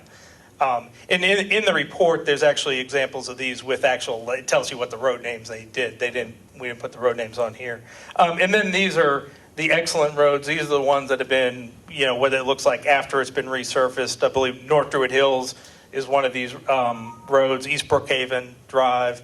That's Johnson's Ferry there, isn't it? Yeah, Johnson's Ferry's in that range as well. Those have probably been overlaid within the last 4 to 5 years. With just the quick breakdown of our roads, we're kind of atypical of most cities. We actually have a very low percentage of collectors and arterials compared to most cities. Most cities have 25 or 35% of their roads are collectors and arterials. We're less than 25% of our roads are collectors and arterials.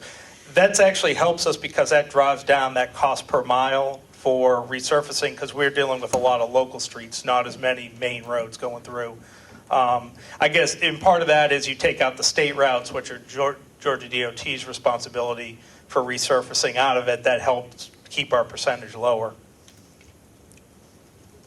I think this is what you were asking earlier about kind of how the distribution percentage-wise. This is based on actual, not the good, fair, poor, marginal, but this is just the ranges. But you can see it's kind of a bell-shaped curve. But the kind of troublesome part of it, this blue line is what you would see as a typical distribution. We have, we're kind of skewed a little bit to the not so good side. The good news is, when I bring up this one, which actually this is good, fair, and poor. The good news is this amount down here is actually lower than average. It really should be less than 15%. We're actually in okay for right now. But on the high end, we should have about 15% of our roads greater than 85. We're down less than 10%. The issue gets to be right in this range here. We got a lot of roads that if we don't attack them are going to end up down here real fast.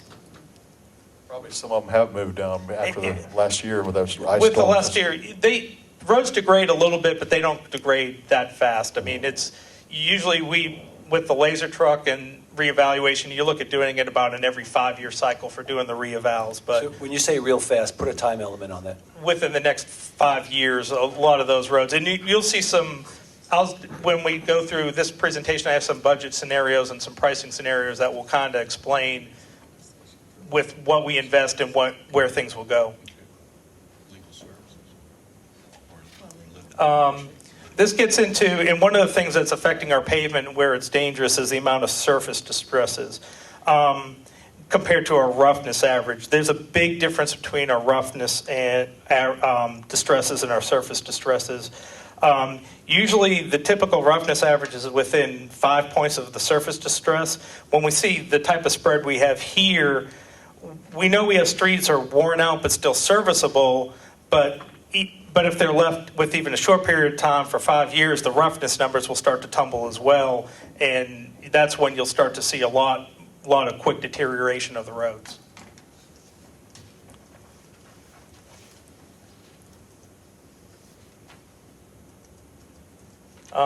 Again, this is going over the average. PCI is 60. The backlog of reconstruction, which is the lowest level of roads, is 17%, which is actually good. The recommended PCI for the average is around 65. That's a good target number to get to for an average rating. And get the backlog less than 15% within 5 years. Now, the question comes up, how much what would it take to do that? And this gets into where we talked about the priority of how we attack the roads. And this kind of is, to explain this chart, this is the pavement condition index down here. And this is a ranking of the surface distresses. And basically what you have is you have your excellent pavements over here, you're very poor down here. You have what they call weak pavements up here, which is a high level of surface distress compared to the structure of the roughness of the road, and you have stronger pavements down here. Basically, when we look at for the priority for doing these, My caveman mind does not comprehend this graph here. it's a complicated No graph. idea how to read that. I was with you. Well, Because you had said weak was over here and strong. Maybe they- Yeah. I think the labels may be. You say maybe, okay, Oh, you understand? Yeah. Oh, okay, and Mr. MBA. gotta get to it. Well, and this is weak, because if you notice with the red dots down here, very few, all of the pavements, all of the roads that are in the excellent and very good range are in the moderate to strong pavement section, whereas when you get into this range, start getting into these ranges, that's where you see more getting into what they consider weak pavement sections. But the priority where we recommend going for the most cost-effective, the first one is these roads in here, and these were those marginal roads that were just teetering on the edge of getting to be 8 times worse. That's where we get the greatest cost savings by not deferring the investment into resurfacing those roads. Because if, $1 spent today, if we wait on them, could be $8 spent. So the green is Next just year. the pavement condition from between 25 and 50 are the most cost beneficial ones to take out Right, first. right, for the most part, yes. Second priority is the ones still within that range that have a little bit weaker. They're the ones, they're going to be a little bit more expensive to take care of, but they're already on the downward trend. You get into these surface treatments, these are more low-cost rehabs, but they have good benefit of extending the pavement life and keeping it out of that marginal range. This is where you start getting into the trade-off of spending the money on the full reconstructions, those ones that are at the lower level, or do you get these that are thin overlays that if you defer them, you're going to increase a little bit of the cost, but you're not going to get, they're not really ramping to that exponential increase yet.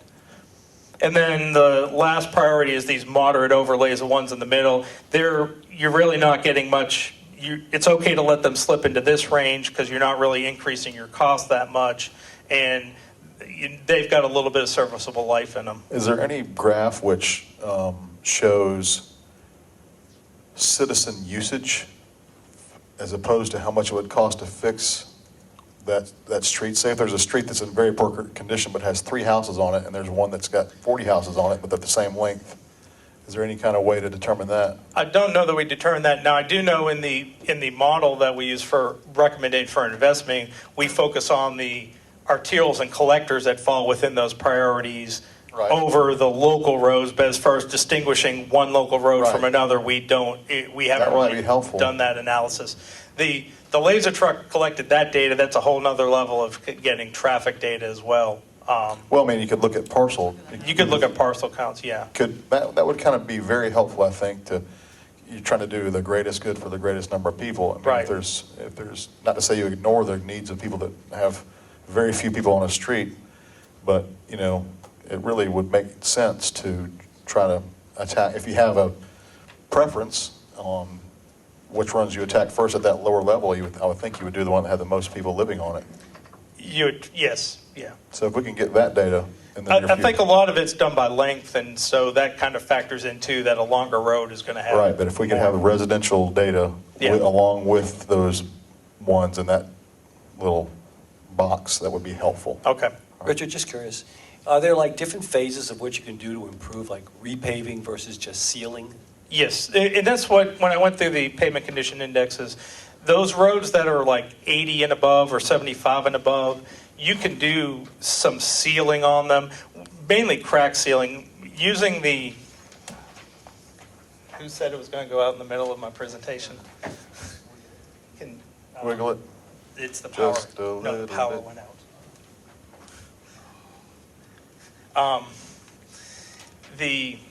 Sorry about that. Brad had predicted that, when he unplugged it, that it was going to go out in the middle of my We presentation. are short on time, Yeah, though, I'll tell you, that wasn't purposeful. But trying to move it along, move it.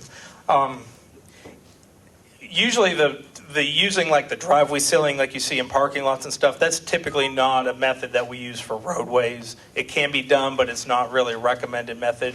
We would go towards more crack sealing and patching to extend the life of those. Crack sealing has been shown to work in those roads that are over 75 to 80 and above to help extend the life, to keep them in that good to very good range a lot longer and not let them drop into that marginal range. Is this online? It is going to be online. I mean, we're going to have it all online later today. Let me Could we get skip into to the budget portion? Yeah, Thank we'll you. get to the budget part. Basically, which is what was up there, the next slide. What page, are we, 5-year plan, $1.5 million budget, is that, what page we should go to? Actually, let me just go. Yeah, the $1.5 million budget is what they call, what we have a steady state budget. And basically, that's if we just invest $1.5 million a year in resurfacing, we're going to keep our overall average at about 60. But the problem is our backlog, those pavements that are less than 20 are going to skyrocket up. What is our budget this year? Was it, Budget, if you include the 2013 and 14 combined, plus the GDOT grant, it's a little bit over $2.2 million. okay, The phase at a $2 million a year kind of steady states the backlog a little bit and then starts to increase the overall effectiveness. In $2.5 million a year, in 5 years, we'll increase our overall rating by about 65%, and that level will actually keep our backlog about even right now, and not let it get any worse. could you prepare something as far as incrementally to where by the 4th year, we work up to $2.5 million a year, and in the first years, they're at 2 and a quarter, and then up to 2.5? Yeah, I could get with them and see if we can get some more in-depth. Not saying we'll do it that way, just, you know, Yeah. just to be And cautious. some of it is, we've been through, and I'll use the sister city of Dunwoody because they went through this and they incrementally increased it year by year based on their needs. The 1.5 is kind of the minimum level that just to keep us at where we are now, but we're still going to have that backlog Right, increasing up to the 2.5 million, which is to get us that goal. So somewhere in 65. that range, we want to be in that range somewhere if we can be budget-wise. Okay. And the goal is 65 rating for average for all the streets? The goal would be to get to a 65 rating in 5 years, and that's where the 2.5 million a year investment is needed to get to that. And It's 2.5 per year. Right. yes, So if you did 2.5 per year, for 5 years, you get to the 65, what would be the trade-off for that after that point as far as then being on a maintenance level? Estimate, Yeah. ballpark. I don't know that we've gone beyond the 5-year in this analysis. I mean, steady state based on this, you would need 1.5 million a year to maintain your level. So I would say that based on today's dollars, you'd have to invest at a minimum 1.5 million a year What to steady Joe's state. asking, though, is after the 5 years, what product will we have what will we have going forward? What would our maintenance costs, where our maintenance costs begin to go down because we invested early? Is that? Right. Well, we'd be at an optimum. Yeah, you would get that. I mean, that's what we should see right now is we would save some benefits on the general fund budget side that we'd be able to do more things. Right. We may be able to reduce how much we're filling potholes and everything, but we would still, from a reoccurring resurfacing, to maintain our level of roadway, we'd have to be investing at about that $1.5 million we got a that. year in capital Then resurfacing. consequently, there's the other side. If you're only doing the 1.5 or the 2 million, you've taken that 5 year and extended out maybe 6, 7, or 8. What's the cost to do that versus doing it within 5? You don't have to answer this now. Yeah. That's the kind of Just these information. questions, if you'll make notes of them and Right. kind of get us some info on that if you could. Okay. And this is what this shows is that with the 1.5 million, with the backlog, this is what we're talking about with the increase, 1.5 million investment, you can keep our overall rating at 60, you get into the 2.5 million up in here, we can actually increase it to 65. But the trade-off in that is some of with the backlog. At the 1.5 million investment, our backlog, which was at 17%, jumps all the way up above 30%. That means 30% of our roads are considered poor or very poor condition. Whereas when you get up to this, in this case, $3 million investment to maintain at 17%, at 2.5, we would have a slight increase in backlog, but it would still be within a manageable level. And so that's the trade-off of where we end up with the budget is, we can keep our roads overall at 1.5 million, but the number of very bad roads is going to increase double almost. Right. And this chart's in your report. It just shows with the different scenarios. The red is kind of where we are right now with the overall distribution. The blue is at $1.5 million investment where we would be. The green is at the $2 million, and the purple is at a $2.5 million investment where our different, and you can see we're really targeting these roads in this range right here and driving those down, and that's because that's where our target is.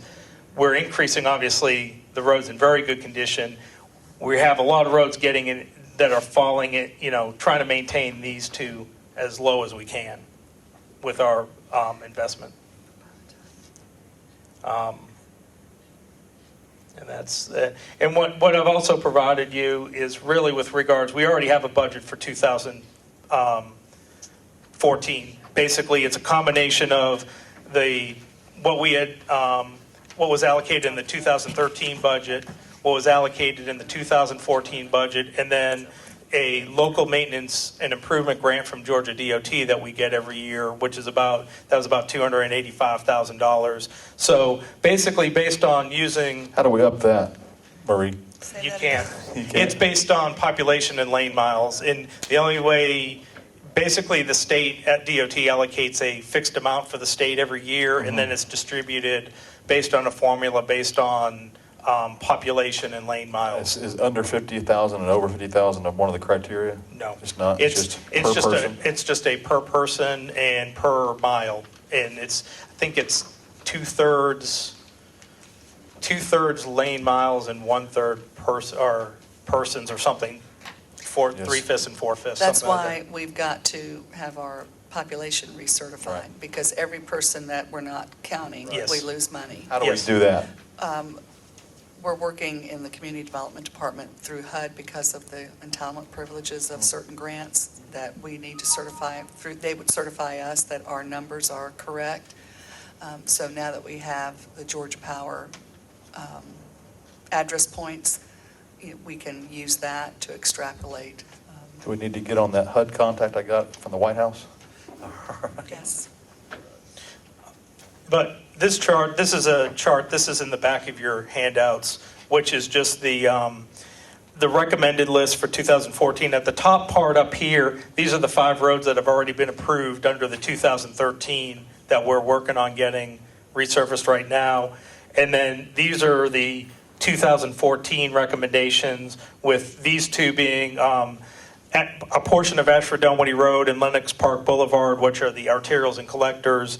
These are all the local streets in here, and then these down here where we're doing more patching maintenance. And then the bottom part just kind of details. You can see it comes out to budget-wise estimated cost of the $2,285,000, and then down here it has a total. The bottom 3 lines are the budget reconciliation where we have $1 million from 13, $1 million from 14. And the $285,000 from GDOT to come up with to just show that it balances with what we have in the budgets. So, and this is what what staff or what Public Works is recommending for the 2014 plan. Like I said, the 2013, those 5 at the road at the top are already under contract. We're just waiting on weather and scheduling. The ones at the bottom, we would, as soon as we get approval, we can start working on an RFB, which we would put out early spring so that we can start the resurfacing mid to late spring and have it go through the summer. All right. Be sure, you've got in that Asher Park, Tryon, Craven Ridge to coordinate with the school Yes. on this schedule. Oh, yes, we would. That's, most of this, especially for those that are in around schools, will be done during, most of this work is going to be done during the summertime, during June, July, August. And we would make sure we work scheduling wise with the contractor to get those done after school gets out in May and before school comes back in the first week in August or second week in August, whenever it is this coming year. Does this take into account situations like, for example, we talked about sidewalks? It was not as simple as just putting down forms and pouring cement. You had a lot of other contingencies that had to be taken into account. And there's like a road like that, Childers Road, where when you come into the entrance, it's very narrow, but it opens up into the normal Georgia, Yeah. the DOT or whatever it is, acceptable width. That would have to be widened. So it's not just a matter of repaving. Do you take into account things like that on the laser truck? On the laser truck, no, but we take that into account when doing the list, as far as when we're preparing what the plan is. And so most of these roads, the things we consider in when we're with these roads that are additional work, we have to look at the curb lines and see if we have to do any curb adjustments. Mainly see if there's any stormwater. Now, any stormwater improvements would come out of the stormwater utility, but if we know we have known stormwater capital projects that need to be done, we would do those before we resurface. But for the most part, unlike the sidewalks, with resurfacing, it really is just, we have to mark where we need to patch, but other than marking where we need to patch, it is just go out and resurface for the most part. So it's a lot simpler than the sidewalk projects to get going. It's a matter of just going out, doing some analysis, getting the bids out, and then getting the bids back in and selecting a contractor and then scheduling. Another question for you, Richard. How many of these recommended roads have active development on the roads? Like, are we looking at the age of the houses, if these are redevelopment houses that are going to require sewer cuts and things like that? Stormwater. Stormwater, we'll look at stormwater. I haven't done the analysis that deep. I can go back and look at them. You need somebody to do these analysis, like counting the residential units on a street and what's currently under development and all. We can do that with our GIS. We can analyze that with our GIS. As far as that goes, some of it is, we're never going to catch that up. If we know of active lots, but there's, other than maybe in some of the northern parts of the city, but even there, I wouldn't say we've got rebuilds going in, single-family rebuilds going in all over the city. Yeah. If we wait for those redevelopments, we'll never, we just have to do what we need to do. And what we do, though, is if we repave a road and someone comes and wants a sewer cut, we're going to be really on top of them to make sure they do a good job and not. I think he might be referring to is the Dresden Drive, where there's Third lots of world bad country. stuff going on there. There's current construction. Yeah. And that street needs some help. It does, and a That's lot on the of list. not in this year, and a lot of Dresden Drive is a lot of that's because of water main issues. Now, the other thing we do look at Can is we educate the public on that? Because I think they're Yep. getting a little impatient. I am. Well, and I'll give you a quick update on that because I've been talking actively with DeKalb County over the last couple of weeks, and they have promised me that all those plates on Dresden will be gone by the end of this week. That's what they have told me. Dana, can we do a press release promoting that promise? That's what they have that's what Watershed has promised Do that on me, Monday. but we will see.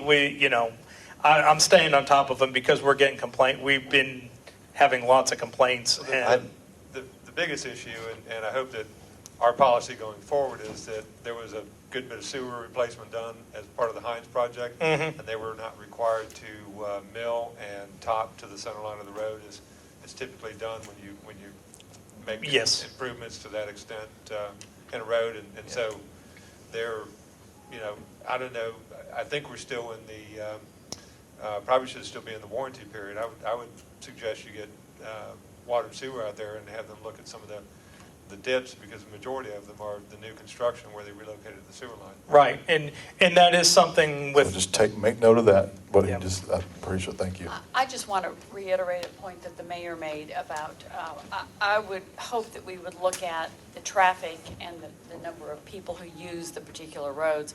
I can tell you just briefly, looking at this list right now, that there's a firestorm coming of, where you're paving some dead-end roads, some end of the cul-de-sac roads.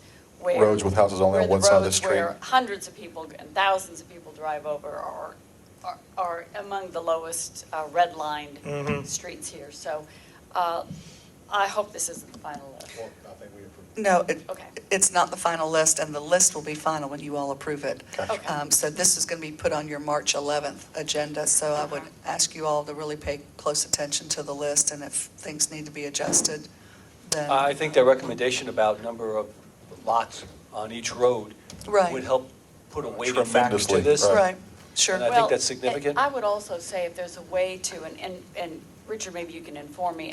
For instance, I'm thinking about West Nancy Creek. I think it's in terrible shape. And that's a huge, is that considered an arterial? no, it's a local road, although when you get into, when you're getting into cost per mile, and Well, so, it's just that 10,000 people a day use it, Yeah. as opposed to some of these others where maybe 10 families use it. right. It's a local road that is used by everybody and their brother to go from the hospitals to Ashford Dunwoody, and it's a big L, and it is in bad shape. And besides the fact that my mom lives there, which doesn't have any bearing on it, it's it's highly used and it's not on the list. So we really need to help prioritize this list along with usage. And so that data is going to be extremely important. If you can come up with that in the next 10 days, that would be very helpful. Okay. Well, we need to do that sooner than 10 days, because if we're Yes. going to hear this on March 11th, I want you to have that at least a week before. So Richard, we need to look at Yeah. that week before. Okay, Well, I can just tell you, if you post this one map that shows the red lines on the worst streets, and then you post this list, well. Let's have a this- disclaimer. This gets back to though, and we put this in the release that Dana's putting up there. It's not the worst first. Remember, we're targeting those roads We understand in that. the middle. we understand And that. so, But I still think if you've got the difference between a really bad road that lots and lots of people use, as opposed to a little cul-de-sac that 10 families live on, right, we need to take that into Well- consideration. That's all I'm saying. okay. All right. We got to move on. Richard, was there anything else you want to point out before we can? Not on- This is a great not on this. package, by the way. Really happy to see this, Richard. Thank you. Yeah, absolutely. This will be available online when? Now, Now? Thank you. Can you put a disclaimer on about that Right. this is not the approved list, this is the suggested list? it's on there. This is not the It's actually- final list. No, this needs to say this is not the final list. Right, Right. it is actually on there as recommended, is in the title, so. Thank you. Okay, the next item is the ordinance for Chapter 16, miscellaneous provisions and offenses. Tom? We need some lightning fast talking on these next 8 items, 6, 7 items. Well,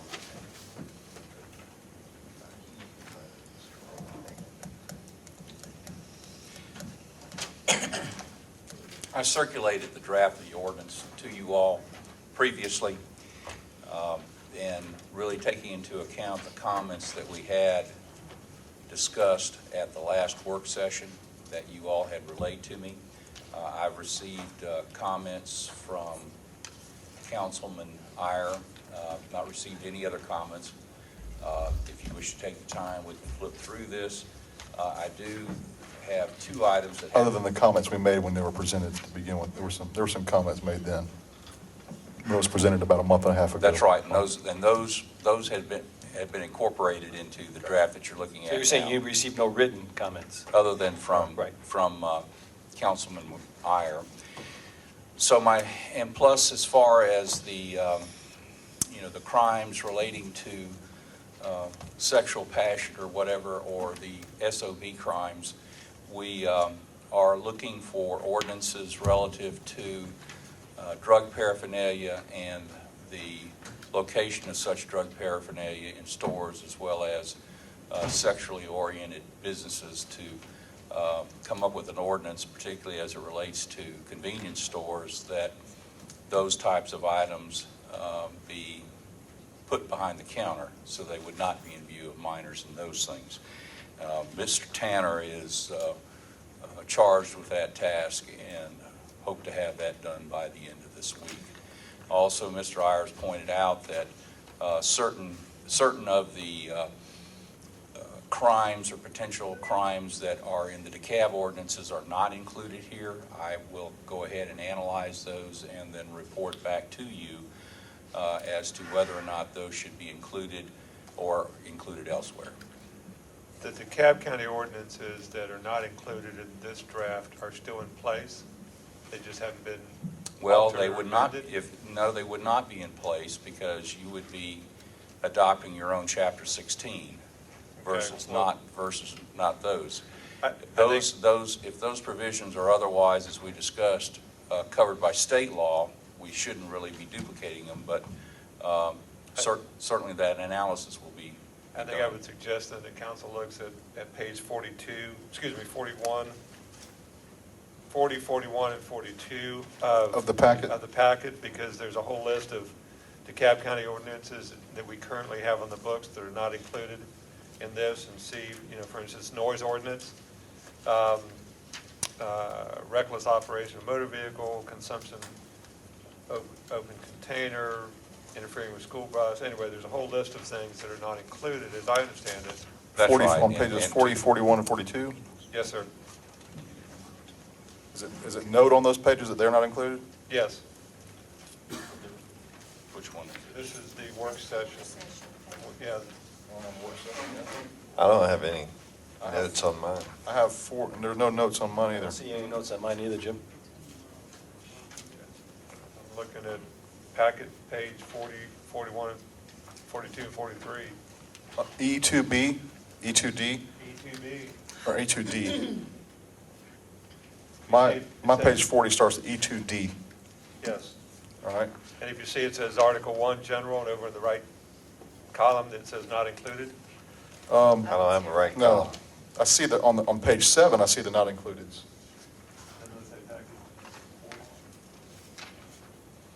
Actually, Well, I think you might have it, This hold may, on, I see a comment section up in, this may have come out of the, We did, Was this included Right we had there. a table, In we the had a agenda? table where we did indicate where things were included and not Your included book, Jim. previously. yeah. this, I printed this today from the package that we were sent on Friday. And it's from the work session agenda. Sometimes the software will do away with the markups, but I don't know Well, why. what you were sent Friday was the ordinance before the revisions that were incorporated. So what was resent was the red line version of the ordinance, and so that's not in there. The sections of 4, 5, 6, 7, pages 4, 5, 6, 7 in your binder have all that not included language that you were talking Okay, about. maybe go read. Yeah, E2C has a markup version. E2D does not have the markup version. Anyway, I would suggest that council looks at the items that are not included. Right, operation of a motor vehicle on school property, Yeah. solicitation, single-family residential real estate signs. There are a lot. Noise ordinance, litter, all those Crowding. things have been struck. from- The litter ordinance is in another portion of the. Oh, okay. Yeah, so that did catch my eye, these not includeds. Does that mean that we're not covered? It just means that they're in a different section or they're a state There statute? is, or state statute, and so. Can we note that? I mean, Yeah. Can we make sure that any not included is either, Okay. yeah? Tim Tanner is meeting with the chief tomorrow at 2 to specifically go through this document Okay. and try to put it in some form that it's, what Say they- maybe what not they included consider- but covered rather than just not In included. other words, either if it's not included, then we'll explain why it's not Okay, included. all right. Now, there's been some things in here that have been taken out that have not been included, either because you've asked that it Yeah. not Right. done so, such as fortune telling and those types of activities. Susan, in the future, when these packets are done, can you just look them over and ensure that if there's comments on them, that they're posted and not And being, they're all uploaded in the software. Did you pull it up from the software and see it, or did you? I downloaded it from the email that you sent, which I Okay, believe it came from the shows up in the software. software, and probably when it's printed, it didn't print it out. Okay, and then- You have, the paper versions does not have the red line, but if you had pulled it up on the software, it would have showed up. So- Yeah, I guess So what's that's odd why is, you have it. it's been given a different Yeah. page, altogether a different page number. That's where the confusion was. Looks like it was taken from the back of the ordinance and put to the front of the ordinance. Anyway, we found it, they found it, it's page 7 in theirs, it was 42 when one went out. Like the section 1670, aiding, encouraging a minor to commit unlawful act. Yeah, It's not included, but obviously there's a state statute, right? Or it's covered in another section. Otherwise, we would have that, That's right. correct? That's Okay. right. We just need to have Okay. notations by those. yeah, that, as I read the list, there seems to be more out than in, Right, and right. so I just had concern. Yeah.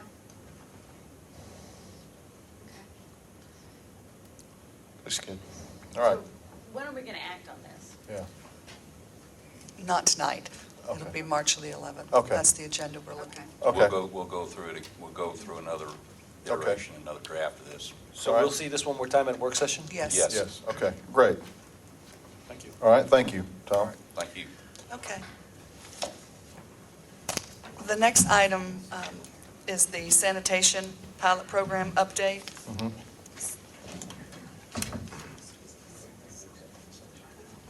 Are we having executive session today? Are we having executive, okay, yes. We gotta move, we gotta really move. Mhm. Yeah. Just make it fast. Who's gonna give it? Is Joe giving it, or somebody else, or is DeKalb giving it? Oh, we'll do the best we can with what we have. Okay. Can we do 5 minutes? Oh, I probably won't take that long. 3 minutes, all right. Go ahead. All right, well, we're going to have an official press release on this down the road, and there are some points that still need to be clarified between cities because of negotiations we've had with the CAB Sanitation on this. So basically, what you've got here is about 3,600 rooftops, which is about 1/4 of the rooftop. We have about 14,000 homes, and you have 3,600 on this map. There's been one round of conversations already in Councilman Ayer's backyard, and the rollout date for this is being set for April the 7th, of which there'll be a lot more interaction with the community to inform them on the procedures of what's going to happen. It's going to be the standard program. Let's talk about the standard program. The standard program is going to be a 65-gallon lift container. That means that they're going to automate this whole process. Again, let's clarify, this is DeKalb County. This is This DeKalb is what they're County. planning on doing. This is not what the DeKalb city- County controls the sanitation within the Right. city of Brookhaven. Right. So we're still under Right. their guidance on this.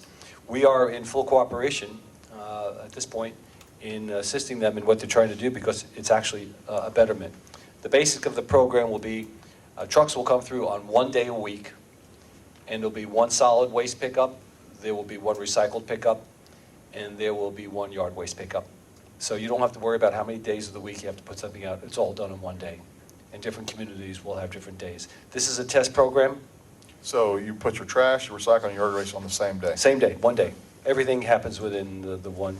So there'll be a truck that will be able to handle yard waste, recycling, and, No. or is this a different truck coming on the same There'll day? be 3 different trucks, Okay, okay? Sometimes the garbage truck the recycling truck may come through before the garbage truck, and he may pick up what a garbage truck would have picked up if it was cardboard or whatever. But anyway, the thrust of the program from a Brookhaven standpoint is going to be predicated upon significantly targeting recycling. Okay, and that's the program that we're working on with DeKalb County right now. We have some final phases that we have to finish and that have to be approved. So it would be not of a timely nature for me to be making a public comment. It wouldn't be fair to DeKalb County, but we are getting great cooperation. And we as a city are making a commitment to this program, which is going to be very, very, very significant. I mean, it's going to have ramifications that will potentially reverberate throughout the region as far as what we're trying to do here. Who picked the roads? They did, it's their routes, Okay, right? They had complete discretion on that. okay. Now, their methodology in these is also, when they come around, they have multiple methods by how they're going to actually retrieve the trash. Most of it will be rear-end loader, which is a significant potential savings, not only in money, but in injuries to the workers. The buckets go up, they hook in, and they just get dumped, 1, 2, 3, very, very quickly. Every household will be given a upgraded 65-gallon container, which will work in concert with this new technology, this current technology.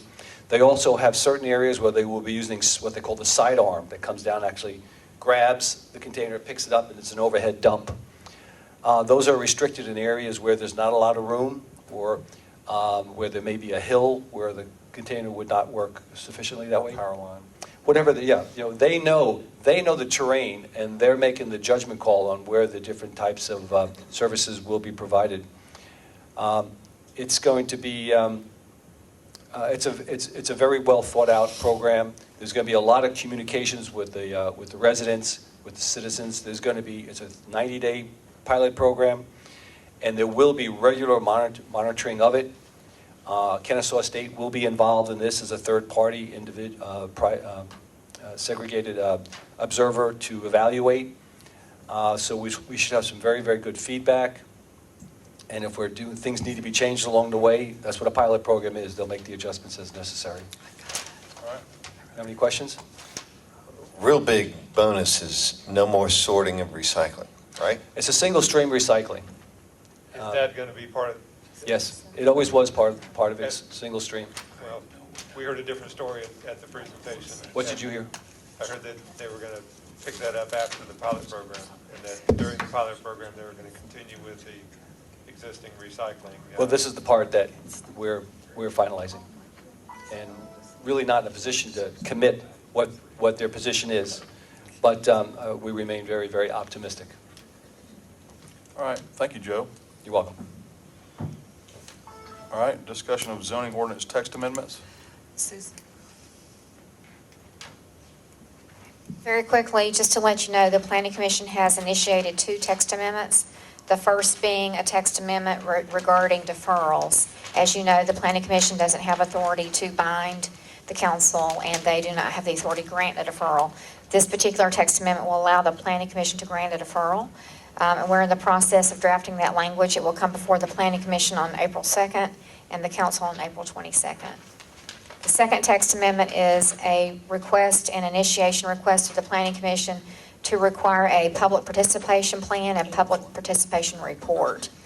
And that puts the burden on the applicant to file that public participation plan with their application, and to require that a meeting is held, and that public participation report be submitted, identifying who attended the meeting, what concerns were expressed, and what was how their concerns were taken into consideration. So we are drafting language for that as well.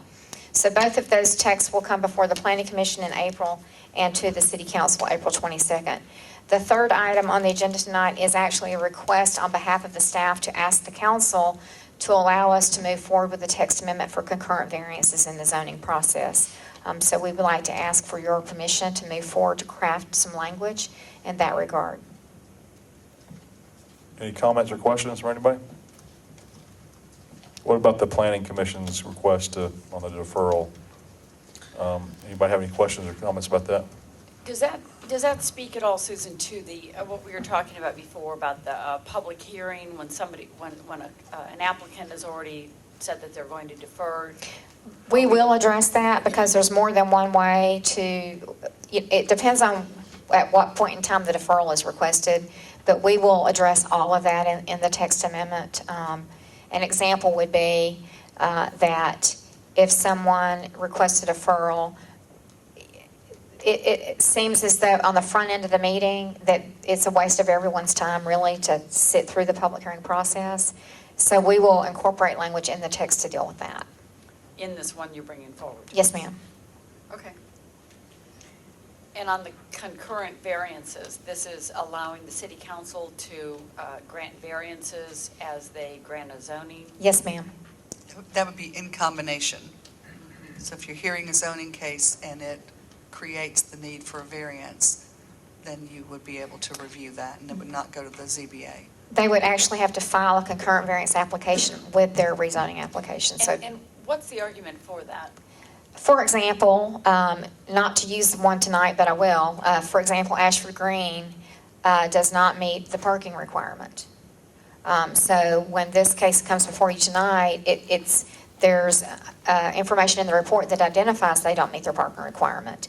They're proposing parking decks, they have a shared parking agreement, and they later, if this case were to be approved, they would later have to go to the Zoning Board of Appeals to ask for the variance to the parking. So this concurrent variance process allows an avenue for you to look at the master plan and consider all those merits at the same time. Also, it takes 3 months out of that applicant's It process, does, doesn't it? it does reduce the length and time of the Maybe 2 process. months. Reduces staff time, yeah, okay.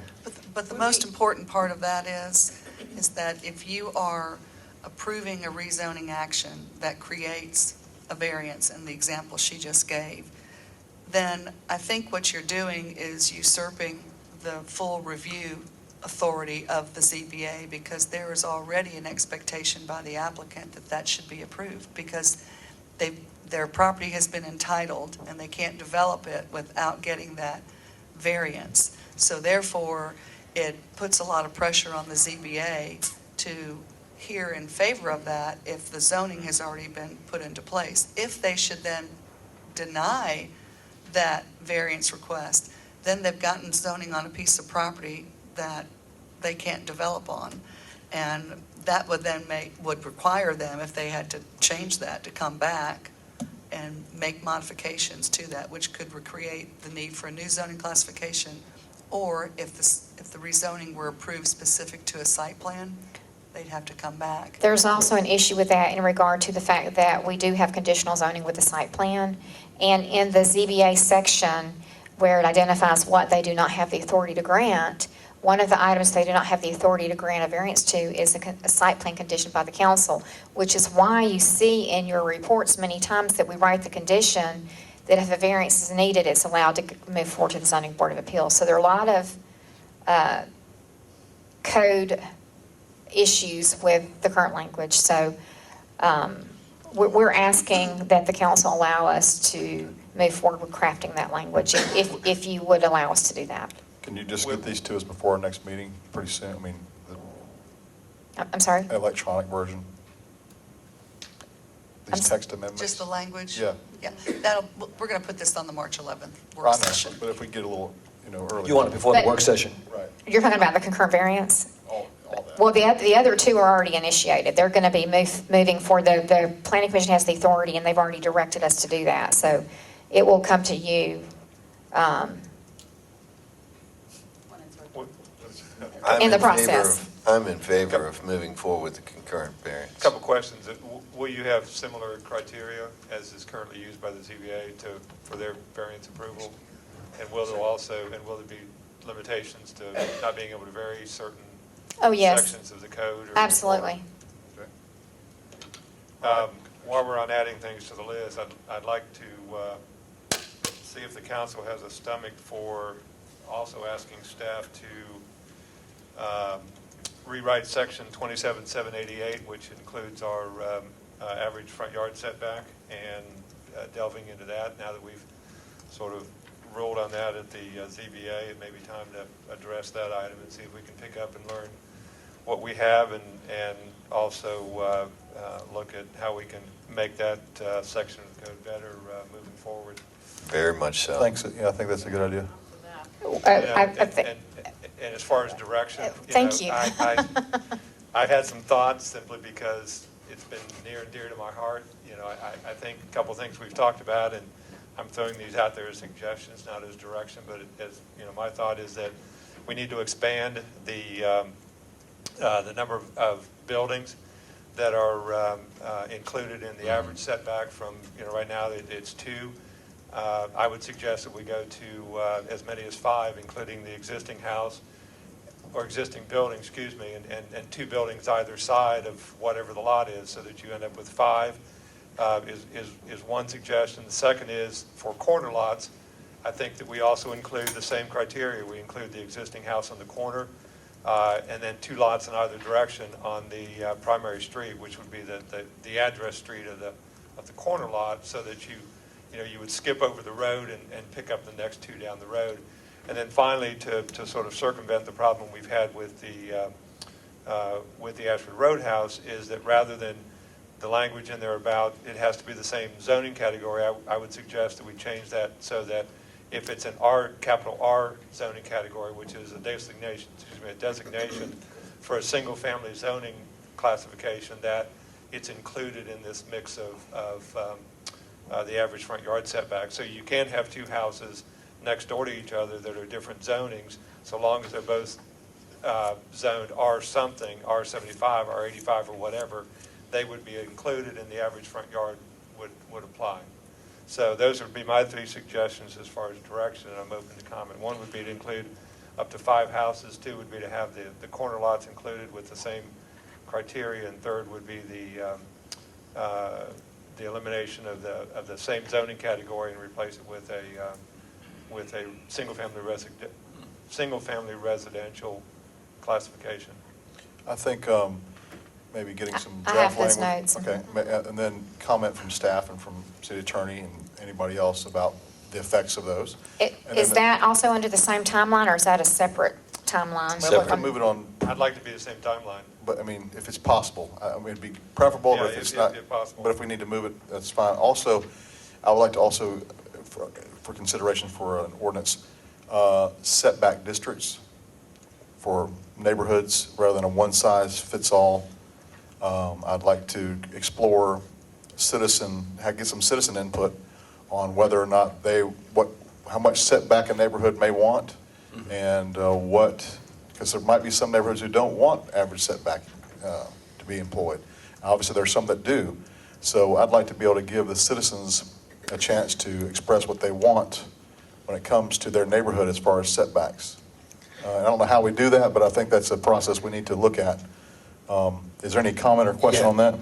I'd just like for us to also consider the fact that we need to have the opinions of the developers in this. One of the difficulties with setback averaging is that we're unique with this law, and our surrounding areas don't have this.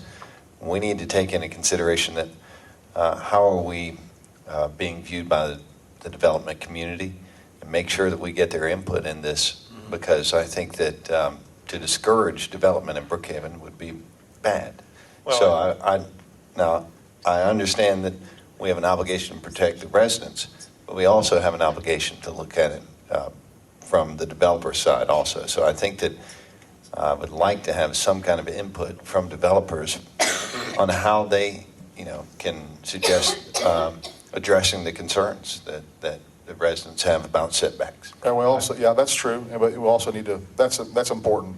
We talked about this before. Yeah, but it also, if there's some neighborhoods who it's extremely important, setback averaging is extremely important, I really don't see a reason why to give them what they want, and with developer input, but there's going to be some neighborhoods, obviously, it's going to be very, very important to them. We don't want to, kind of want to balance that opinion of the development side to the weight of the neighborhood if it's a strong opinion expressed.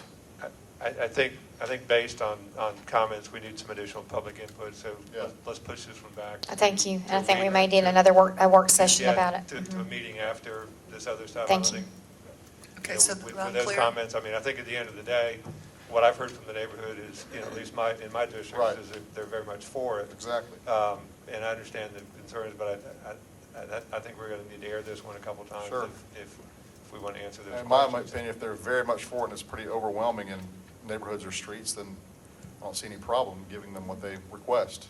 So we have a couple of different Right. requested versions Yeah. here, so we'll just have to put those Well, together. there's a and- version, but I mean, I think some of the, especially on the corner lot, I think those are some pretty reasonable requests. But in addition to that, it's not in contradiction to what Jim was saying. It's just I'd like to give people the opportunity to express their opinion on whether they want this for their neighborhood or they don't want it. Okay, I just want to be sure I understand. Not for March 11th. No, correct. Yeah. But, You're getting your calendar out there. Second- Not for Right. April 22nd either. but I also heard that we want, some public input. Correct. So if you aren't expecting this until the March 25th, do you want that public input prior to the suggested language coming back to you? Or share that suggested language and then let's open it up to the public? It sounds like we need to have a public hearing at the 11th, if that's possible. The 11th or the 25th? The 11th. Of March? Okay. Not with suggested language, but on the issue, I would guess. I mean, if we have it on the 25th, then we're gonna probably end up deferring the vote. I don't see us voting on it. If we have a public hearing the same night and we get specific comments, we're gonna, Right, but Wait. I'm trying to, Are you talking about a public meeting? You're not talking about the actual zoning procedures where we go through the planning commission and council yet. You're talking about a meeting before that. Would you have to? Because you have to go through zoning Right. procedures. right.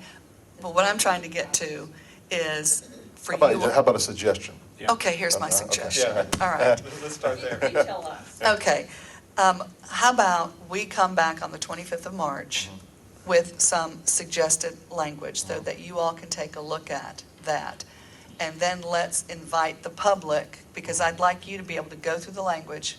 Whether you all agree on it or not, I want you to understand it and understand that that's what we want to post for you to solicit public I'd like a comment. public education campaign to go out through our communications department before that, saying, explaining setback averaging and saying this is what we're considering, Right, and but- to get people engaged too. Not as a public hearing, but to. No, I understand that, but what I don't want to do is ignite the public Yes. with staff language that you all have No, not yeah. had a chance to Right. review. So I I just said in don't want general. to release that. So how about we put a schedule together? We'll be back on the March 25th with some language. Right. And certainly before that date, you're going to get it in a packet. What I'm saying is maybe a query to people in an e-blast. How important is setback averaging to you? This is what it means for you Well, and I your think we're neighborhood. going to find it's important to many of them. Yeah, But Right, and some might say it's not important. That's right, they will.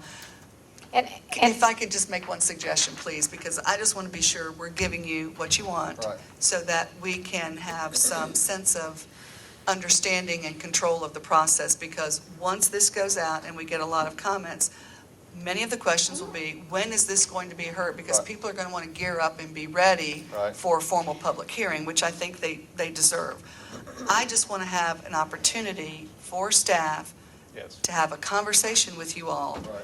because I'm hearing some differences of what you all are looking for, and whether it's an average of 5 or an average of 3 or whatever that might be, I'd like to be able to walk through that process and get some consensus from you all, still understanding that you're going to solicit public input, but I want to have something out there that you all can speak to, and when you hear from your constituents, you can gauge that to what has been printed. And we'll do the campaign on soliciting the public, but I don't want to post language out there without having the conversation That's with not- you. That was not my point. is that- But from where I'm standing, every time a date's thrown out, then it needs to be backed up a week, because I know Correct. that it then has to be available. So this is really Y'all set the important. dates. So I want to make sure we have enough Right. time to do this We're going to right. come back March the 25th and talk to you all. Right. And from And there, My purpose was not saying ever put out specific language before the 25th. My purpose was just to let people know that there's going to be options possibly in the future, in a couple of months, that they might want to consider for their neighborhood. Absolutely. That's all I'm saying. Okay, all Let right. them know before that so they can start talking no, about it. well, and hopefully we've got 2 members of the press Trey here back. tonight. Yeah. Any more text amendments? So, okay. We got to move. Okay, move. thank you. Thank Okay. you.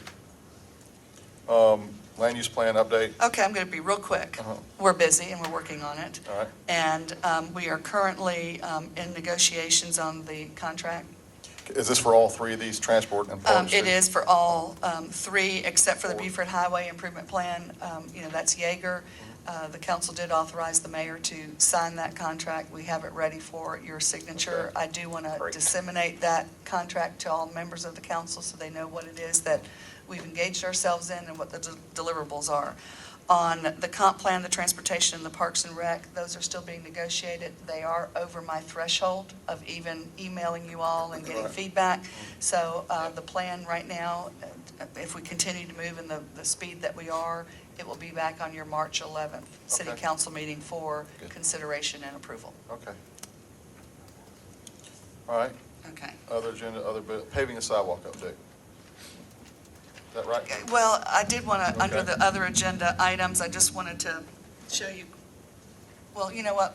We'll wait till the announcements. Okay. Paving and sidewalk, that's Richard. You gotta be quick, Richard. I'll be quick on this. On the paving, Everybody gets There is- everything they want. there The is- weather, that was a dig. The weather has gotten under the. Weather is going to, on the paving, the contractor is going to get back with me tomorrow. They've been trying to get that back on schedule with some of their paving, so they're going to get with me tomorrow morning on what their schedule for doing the paving is. With the weather warming up, I expect we should be able to get under construction within the next 2 weeks, maybe sooner than that, on the paving. How about this week, since it's so warm, and next week it's gonna be cold again? It's actually going to be cold, it's going to be cold this week, too. It's going to be cold Thursday morning, so. For the sidewalks, do we have a project manager on board that's handling? We're interviewing, we're very close. We got some interviews in, and I've gotten some back and forth Marie on the position and getting the task order changes in place, and so we're close. As far as the sidewalks, we're close on finishing up the Ashford Dunwoody sidewalk. They've got, they got one more section of sidewalk to pour, but they have to wait on the guardrail to be installed, which is supposed to be starting this week, and then they pour that last section of sidewalk. What color are the guardrails? It's going to be green. That's nice. I picked- Forest green Good or choice. puke green or There's, my choices were green, black, brown, or, camouflage? no, metal, aluminum. Yeah, thank you. Always good And I with went with, I think green would fit better with the area that's there, so we chose green. Black? I was going to say, how are we Chosen doing black. on the Black? construction? Is it How about under we do a budget or in budget? They're within budget, within what we have with the POs. So far, we're keeping within budget on them. Windsor Parkway, we're scheduling a meeting next week with the homeowners. Probably going to be next Thursday up at Linwood Park. We're going to meet with the homeowners on Wimberley Road, which are the ones that back up to where the sidewalk is, to go through with them, explain what we're going to be doing, explaining that we are going to be cutting down to put the sidewalk in, we are going to have to cut down the trees that are between their fences and the roadway. But we want to have that meeting with them and show them what we're doing before we start breaking ground. And so we got that meeting scheduled next Thursday. And then the week after, we're also finalizing the PO on that one and should be able to get that one going. Harts Mill, we've got the plan, we're getting the plans priced now as far as getting a cost on that one. The other ones, on Curtis, we had an issue with the gas company, had to do some, relocate some lines where we wanted to put our sidewalk, and we've kind of waiting to them get out of the way, and then the weather got in the way of them and us, so I haven't followed up to see if they've completed all their work yet down there, so. Appalachian?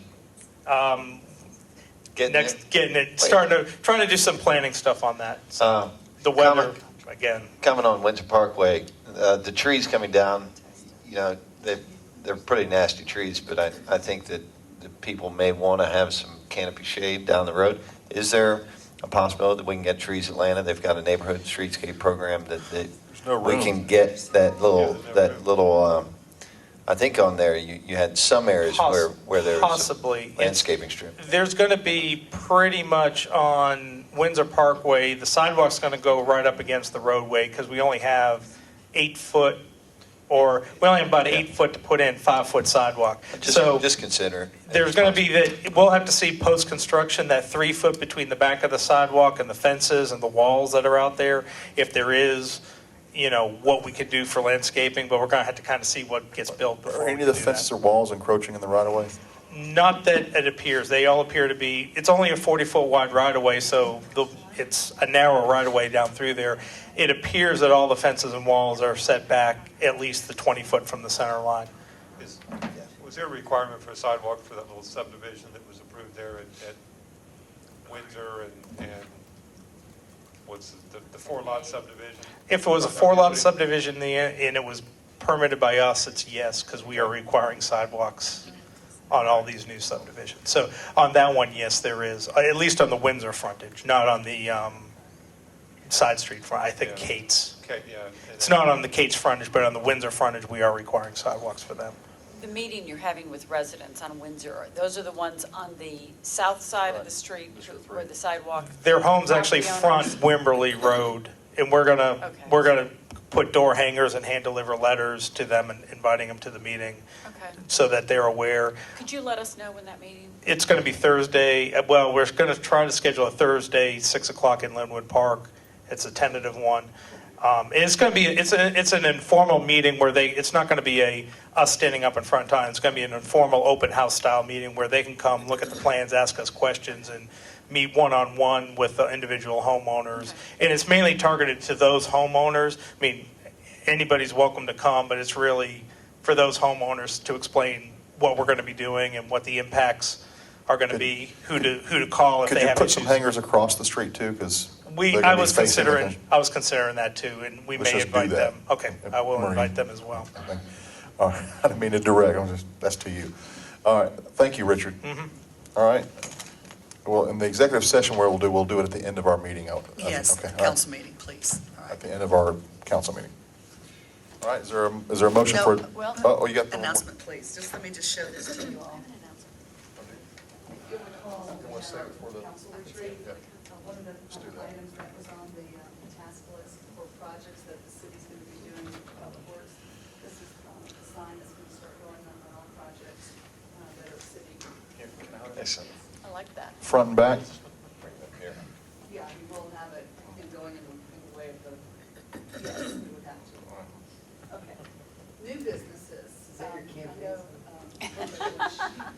Shares this pet peeve that I do, that when you go past a construction site and see a building coming up, it's never signed. You never know, what's that, what's going on?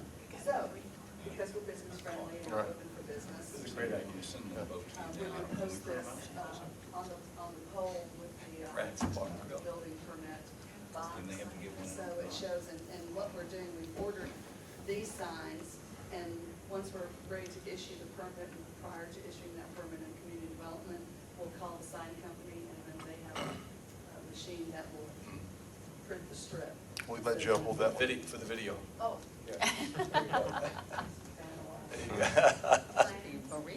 You gotta keep still, that's gonna be a blurred picture. And this is for commercial Yeah. projects? I think it's a great idea. Subdivisions too. We I mean- want to just have that out there so that people, when they see dirt moving or some kind of construction coming up, that they can be informed on what it is. But principally, commercial, but large-scale developments, we'd like to have that out. Let me ask this on the Brookhaven working for you. Is there any thought on, I like the sign, of course. Any thought on maybe saying, instead of working for you, maybe Public Works or working for you? It doesn't really matter. Is there any preference for it, do you think, recommend? No, I love it the way it is. Okay, all right. I think, It's an entire city effort. Right. It's permitting, it's code, it is the city, no matter which department it is. Right, right. It's clean. Okay, I like that, it's more personal. I like okay, all right. So, Thank you very much. okay. So those will be going up when? Next. Okay, Now, we're moving forward on that. great. Excellent. What was that address for Brad's Bar and Grill? That's his office, 2 doors down from me. at I City will Hall. say ready. this, on those signs, the stakes that you have there for a sign that's typically a little bit smaller than that, you might want to use 2 stakes per sign because they will fall down. It's not stakes. These are going to be, well, we'll use the 2 stakes for the Brookhaven at work, but the other sign is posted on Oh, okay. the post, the Okay, pole. all right. Because we didn't want a contractor going out there clearing and pulling that sign up. Okay, all right. The ones working for you will be they'll be the same size and style as the city limit sign and posted the aluminum face with on the metal post like a typical roadway sign. Oh, you're going to have them so you can reuse them? Reuse. Okay, all right. By the way, I've seen 3 city limit signs. Congratulations. They should almost all be in by now. They were trying to finish them up in the beginning of this week. They really got on it after the storms and everything. They really got on them last week, so they should all be in by If not, I haven't gotten the final report, I'll get that tomorrow, but they should all Well, be I in saw by now. one on East Nancy Creek, Old Johnson Ferry, and, but I did not see one on Johnson Ferry. Can Coming you- from can- Sandy Springs. Is this listed someplace where they are? Well, I handed out the map Right. back in, and I think you actually have a copy of the map. Here's the map. Is this up front? That's the same map I handed out back in November, December, when we approved the signs, and those were where nothing's really changed from that map, so Very good. that's, Have Where have they are. those been put on our GIS map that's on, that's? they will be, part of our work order system is we can add and subtract maps, and we've been working with Mike on that. As we do a work order to add or remove a sign, we have it, put it into our GIS. All right, last thing, Richard, on the, we had talked about this previously. On the Chamblee, Dunwoody, and Ashford Dunwoody signs, they were located, looks like quarter mile or half a mile inside the city. I know there was reasons why that. But remember, I'd asked you, especially on Chamblee, Dunwoody, about the property owner giving us, a right of way to put a sign up on their property at that gas station on Chamblee, Dunwoody. We haven't looked into that yet, and I think that's more one instead of just one of the signs like we did, that's where if we want to do something more of get an easement to do a more of a entrance treatment sign, that's got to be a longer, more planning involved on that. We can So get an update on that plan. I can look at that, I'll have to talk with Marie on that. In particular, the Ashford Dunwoody one, close to Perimeter Summit, and this starts at pretty much next to Montgomery Elementary, it looks like. It's just inside, it's right inside Perimeter Summit. That was kind of a agreement with PCID to not put our sign right at the interstate. They wanted it down a little bit because of their branding and our branding trying to mix, but Well, then you should tell the Dunwoody folks that too. yeah, well, Right in front of that building. they've already been told by Okay. Well, then they need to- Jennifer, by PCID folks. Well, I still would like to talk Yeah. about what we can do. Maybe we can do a different monument sign that kind of blends in with some, Right. maybe they could help pay for it. Speaking of that interchange, I was at a Chamblee City Council meeting, and they've been talking to Dunwoody about doing an LCI for that whole sort of Chamblee, Dunwoody area, and, there may be an opportunity for us to join in with that, to sort of take it across the top end. They're looking at, with what Dunwoody's doing with the park and the new housing and stuff, and what Chamblee's trying to do on the south side. They were talking about applying for an LCI grant to look at that whole corridor. Right. And maybe that we want to join with them, because I Okay. think even though we've got a little piece of it just right at the corner of Chamblee, Dunwoody, it's Right. sort of completes that whole area. Right.